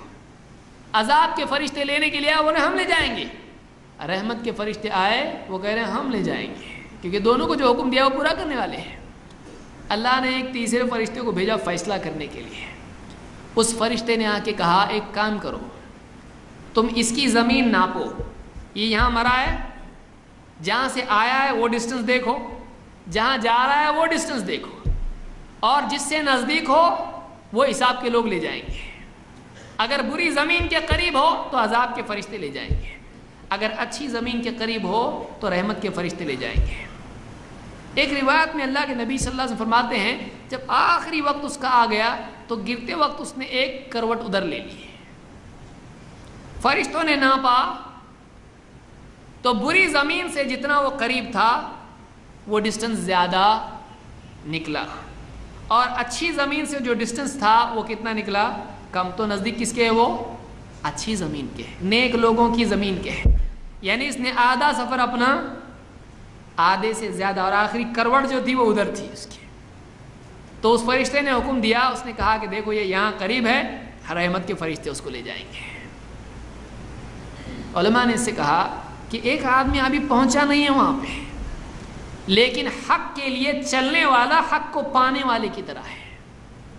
ایک آدمی کے اندر اگر سچی طلب ہو، ابھی تو پہنچا نہیں وہاں پہ، پہنچتا جاتا عبادت کرتا مرتا پھر وہ اس کے بعد ہوتا۔ جو آدمی سیدھے راستے کی حق کی تلاش میں نکلا ہے اسی میں اس کا خاتمہ ہو جائے، وہ حق کے پانے والے کی طرح، اس لیے کہ اس کی سچی طلب اس کے پانے کا قائم مقام ہے۔ اس کو یاد رکھیے، اس کی سچی طلب، آدمی کی طلب صحیح ہونا چاہیے۔ آدمی کی سچی طلب بھی اللہ کے نزدیک پانے کی طرح ہے۔ آدمی کے اندر توبہ کا جذبہ انسان کے لیے اللہ کے ہاں اس کو رحمت کے فرشتے لے جانے لائق اس کو بناتا ہے۔ تو اللہ ایسا ہے، ننیا نے 100 مرڈر کیا۔ اس میں علماء نے کہا ایک مصیبت یہاں دیکھنے میں ملتی ہے کہ جہالت کا فتویٰ اپنے اوپر بھی بلا لاتا ہے، اور عابد پر عالم کی فضیلت یہ ہے۔ اس لیے وہ عابد تھا، عبادت بہت سارے لوگ بولتے ہیں یہ کیا علم کے پیچھے پڑے ہیں، کیا اتنی تحقیق میں جا رہے ہیں، اتنا تحقیق مت کرو، چپ چاپ اپنی نماز پڑھو، روزے میں لگو۔ وہاں جان گئی اس کی خود کی، کیوں گئی؟ اس لیے کہ اس نے بغیر علم کے بات کی، اور اگر یہ مان لیتا تو مایوس ہو جاتا۔ تو علم کا نہ ہونا، صحیح علم کا نہ ہونا دوسرے کے لیے بے دینی اور اپنے لیے ہلاکت کا ذریعہ ہے۔ اور وہ عالم تھا، اس نے صحیح رستہ اس کو بتایا، اس کے صحیح رہبری کی وجہ سے اگرچہ یہ پہنچا نہیں، لیکن یہ صحیح راستے پہ جانے کی وجہ سے اللہ کے ہاں رحمت کا حقدار بن گیا۔ اللہ اتنا رحیم ہے۔ اللہ تعالیٰ قرآن کریم میں فرماتا ہے قُلْ يَا عِبَادِيَ الَّذِينَ أَسْرَفُوا عَلَىٰ أَنفُسِهِمْ لَا تَقْنَطُوا مِن رَحْمَتِ اللَّهِ، اے میرے بندو جنہوں نے اپنے اوپر ظلم کر لیا، اللہ کی نافرمانی گناہوں کی وجہ سے اپنی جانوں پر جو ظلم کر بیٹھے ہیں، اے میرے بندو، اے نبی کہو میرے بندوں سے لا تقنطوا من رحمت اللہ، اللہ کی رحمت سے ہرگز مایوس مت ہونا، اللہ کی رحمت سے ہرگز مایوس مت ہونا۔ ان اللہ یغفر الذنوب جميعا، اللہ تو وہ ہے جو سارے گناہوں کو مغفرت کر سکتا ہے، سارے گناہوں کی مغفرت کر سکتا ہے۔ ایک دو کی بات کر رہے ہو تم لوگ، اللہ تو وہ ہے جو سارے گناہوں کو بخش دیتا ہے، اس کو کوئی پوچھنے والا نہیں ہے۔ کیوں؟ انہ هو الغفور الرحیم، اس لیے کہ وہ تو ہے مغفرت کرنے والا، رحم کرنے والا۔ اللہ کو کچھ چاہیے نہیں، اللہ ہے مغفرت، کیوں مغفرت کرتا ہے؟ اللہ مغفرت کرنے والا ہی، اور کون ہے؟ وَمَن يَغْفِرُ الذُّنُوبَ إِلَّا اللَّهُ، اللہ کے سوا ہے کون جو مغفرت کرے گناہوں کی؟ اللہ کے سوا کون ہے؟ ان اللہ یغفر الذنوب جميعا، اور اللہ نے فرمایا کہ انہ هو الغفور الرحیم، وہ بڑا مغفرت کرنے والا، بڑا رحم کرنے والا ہے۔ ایک حدیث میں مسلم کی روایت ہے، غالباً بخاری میں بھی، اللہ کے نبی صلی اللہ علیہ وسلم فرماتے ہیں کہ جب اللہ تعالیٰ نے مخلوقات پیدا کی تو اپنی رحمت کو پیدا کیا اور اس کے 100 حصے کیے ہیں، رحمت کے 100 حصے کیے اور ایک حصہ مخلوقات میں بانٹ دیا۔ آپ فرماتے یہی وہ ایک حصہ ہے جو ساری مخلوق بلکہ جانوروں میں بھی بٹا ہوا ہے، اور یہی وجہ ہے کہ ایک جانور اپنے بچڑے پر، اپنے بچے پر پاؤں نہیں دیتا ہے، رحم کرتا ہے۔ جانور بھی ماں ہے، آپ دیکھیں بلی سے آپ بچہ چھینیے اس کا کیسا چلاتی ہو، پریشان ہو جاتی ہے۔ بچڑا چھین کے دیکھو آپ بچڑے کو، یعنی کیسا جانور اپنے بچے پر رحم کرتا ہے۔ انسان تو انسان ہے، یہ اس 100ویں حصے کی وجہ سے جو سارے مخلوق میں بٹا ہوا ہے۔ اور آپ نے فرمایا کہ وہ 99 حصے اللہ تعالیٰ نے قیامت کے دن رکھے ہوئے ہیں، اس سے اللہ تعالیٰ اپنے ایمان والے نیک بندوں پر رحم کرے گا۔ اللہ وہ ہے، اللہ سے مایوس نہیں ہونا چاہیے۔ اور اللہ تعالیٰ فرماتا ہے انہ هو الغفور الرحیم، وہ بڑا مغفرت کرنے والا، وہ بڑا رحم کرنے والا ہے۔ وَأَنِيبُوا إِلَىٰ رَبِّكُمْ وَأَسْلِمُوا لَهُ، جہاں رحمت کا وعدہ کیا وہاں پر کہا وَأَنِيبُوا إِلَىٰ رَبِّكُمْ، پلٹو اپنے رب کی طرف سے۔ اب تک ٹائم نہیں آیا، کب ٹائم آئے گا؟ أَلَمْ يَأْنِ لِلَّذِينَ آمَنُوا أَن تَخْشَعَ قُلُوبُهُمْ لِذِكْرِ اللَّهِ وَمَا نَزَلَ مِنَ الْحَقِّ۔ اللہ تعالیٰ فرماتا کیا ایمان والوں کے لیے اب تک وہ وقت نہیں آیا کہ ان کے دل اللہ کے نازل کیے ہوئے علم اور اللہ کی نصیحت کے لیے جھک جائیں؟ اب تک وقت نہیں آیا ہے۔ کب جھکیں گے ان کے دل، کب بڑھیں گے اللہ کی طرف؟ وَأَنِيبُوا إِلَىٰ رَبِّكُمْ وَأَسْلِمُوا لَهُ، پلٹو، مڑو، لوٹو اللہ کی طرف اور اس کی فرما بردار بن جاؤ، اس کی باتوں پر ایمان لے آؤ، توبہ کرو اور اس کی فرما برداری اختیار کرو۔ من قبل ان یأتیکم العذاب ثم لا تنصرون، اس سے پہلے پلٹو، اس سے پہلے اللہ کے فرما بردار بن جاؤ کہ اللہ کے ہاں سے عذاب آ جائے پھر تمہاری کوئی مدد نہ کی جائے۔ اس سے پہلے وقت آنے سے پہلے کرو۔ واتبعوا احسن ما انزل الیکم من ربکم، اور وہ بہترین چیز جو تمہارے رب کی طرف سے نازل ہوئی ہے اس کی پیروی کرو۔ اللہ کی طرف سے قرآن آیا، اللہ کی طرف سے نبی صلی اللہ علیہ وسلم پر وحی آئی، اس قرآن و سنت کی پیروی کرو۔ واتبعوا احسن ما انزل الیکم من ربکم من قبل ان یأتیکم العذاب بغتۃ، اس سے پہلے کہ تم پر اچانک عذاب آ جائے، وانتم لا تشعرون، اور تم کو معلوم بھی نہ ہو، تم کو احساس بھی نہ ہو اور تم پر عذاب آئے، اچانک عذاب آ جائے۔ یہ قرآن کریم میں سورہ الزمر میں اللہ نے کہا ہے۔ تو ایک انسان کو چاہیے کہ وہ اللہ سے ڈرے، اللہ سے محبت رکھے، اللہ کے عذاب سے ڈرے، اللہ کی رحمت سے امید رکھے، اللہ کے عذاب کو دیکھ کر اللہ کی رحمت سے مایوس نہ ہو، گناہوں کے بعد اللہ سے مایوس نہ ہو، اور اللہ کی رحمت کو دیکھ کر گناہوں پر ہمت نہ کرے۔ دونوں چیزیں ہیں۔ اللہ بعض لوگ کہتے ہیں اللہ بہت غفور و رحیم ہے اور گناہ کرتے رہتے، یہ جاہل لوگ ہیں، یہ صحابہ کے طریقے سے ہٹے ہوئے ہیں۔ انبیاء ڈرتے تھے اللہ سے، کیوں؟ ان کو نہیں معلوم اللہ غفور و رحیم ہے۔ اللہ کی رحمت کو دیکھ کے گناہوں کی ہمت کرنا جہالت ہے، گمراہی ہے، اور اللہ تعالیٰ کے عذاب کو دیکھ کے اللہ کی رحمت سے مایوس ہو جانا یہ کفر ہے۔ ایک آدمی کو چاہیے کہ ایک آدمی اللہ سے ڈرے بھی اور اللہ تعالیٰ سے امید بھی رکھے، ان دونوں کے بیچ میں آدمی کو چلنا ہے۔ آپ سائیکل گاڑی چلاتے ہیں، بائک چلاتے ہیں، آپ کو نہ ادھر گرنا ہے نہ ادھر، بیلنس بیچ میں چلنا ہے تو گاڑی صحیح چلے گی، ورنہ ایکسیڈنٹ ہو جائے گا، فریکچر ہو جائے گا، دین آدمی کا برباد ہو جاتا ہے۔ کیسے؟ یا تو آدمی اتنا ڈرتا ہے اللہ سے کہ بولتا ہے اب میری مغفرت نہیں ہوگی، یہ بھی گمراہی ہے، یا پھر آدمی کہتا ہے اللہ تو بڑا غفور الرحیم ہے، اللہ کیسے عذاب دے گا، اپنے لیے سہارے بنا لیتا ہے، یہ بھی گمراہی ہے۔ دونوں کے بیچ میں آدمی چلے، اللہ سے امید رکھے، اللہ سے ڈرے، گناہوں سے بچے، نیکیاں کرتا رہے۔ اللہ نے دین کیوں دیا ہے؟ مذاق کرنے کے لیے؟ اللہ نے دین اس لیے دیا ہے کہ آدمی اس کا پابند بنے۔ اللہ تعالیٰ مجھ کو اور آپ کو اس کی توفیق عطا فرمائے کہ ہم اللہ کے دین کو سیکھیں اور اس پر عمل کریں، اور یاد رکھیں دین وہ نہیں ہے جو باپ دادا سے چلا آ رہا ہے۔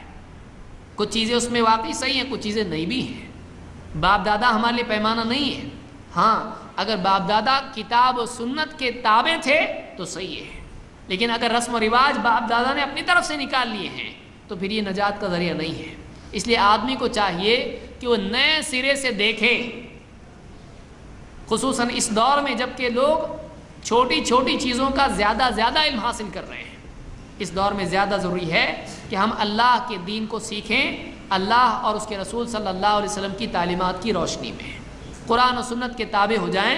سماج، باپ دادا، پیر، یہ فلانے خواہشات، منمانی، یہ ساری چیزیں چھوڑیں اور ہم دیکھیں کہ واقعی اللہ اور اس کے رسول کے نزدیک کیا چیز صحیح اور کیا چیز غلط ہے۔ اللہ تعالیٰ قرآن کریم میں فرماتا ہے قُلْ أَطِيعُوا اللَّهَ وَالرَّسُولَ، اے نبی آپ کہیے اللہ کی مانو، اس کے رسول کی مانو۔ فَإِن تَوَلَّوْا فَإِنَّ اللَّهَ لَا يُحِبُّ الْكَافِرِينَ، اور پھر اگر یہ ماننے سے انکار کر دیں، پیٹ پھیر کے نکل جائیں، تو اللہ کافروں سے محبت نہیں کرتا، یہ بھی بتا دو۔ اللہ اور اس کے رسول کی بات کا انکار، آدمی مسلمان ہی نہیں رہتا ہے، باقی کا انکار چل جائے گا، اللہ اور اس کے رسول کا انکار نہیں چلے گا۔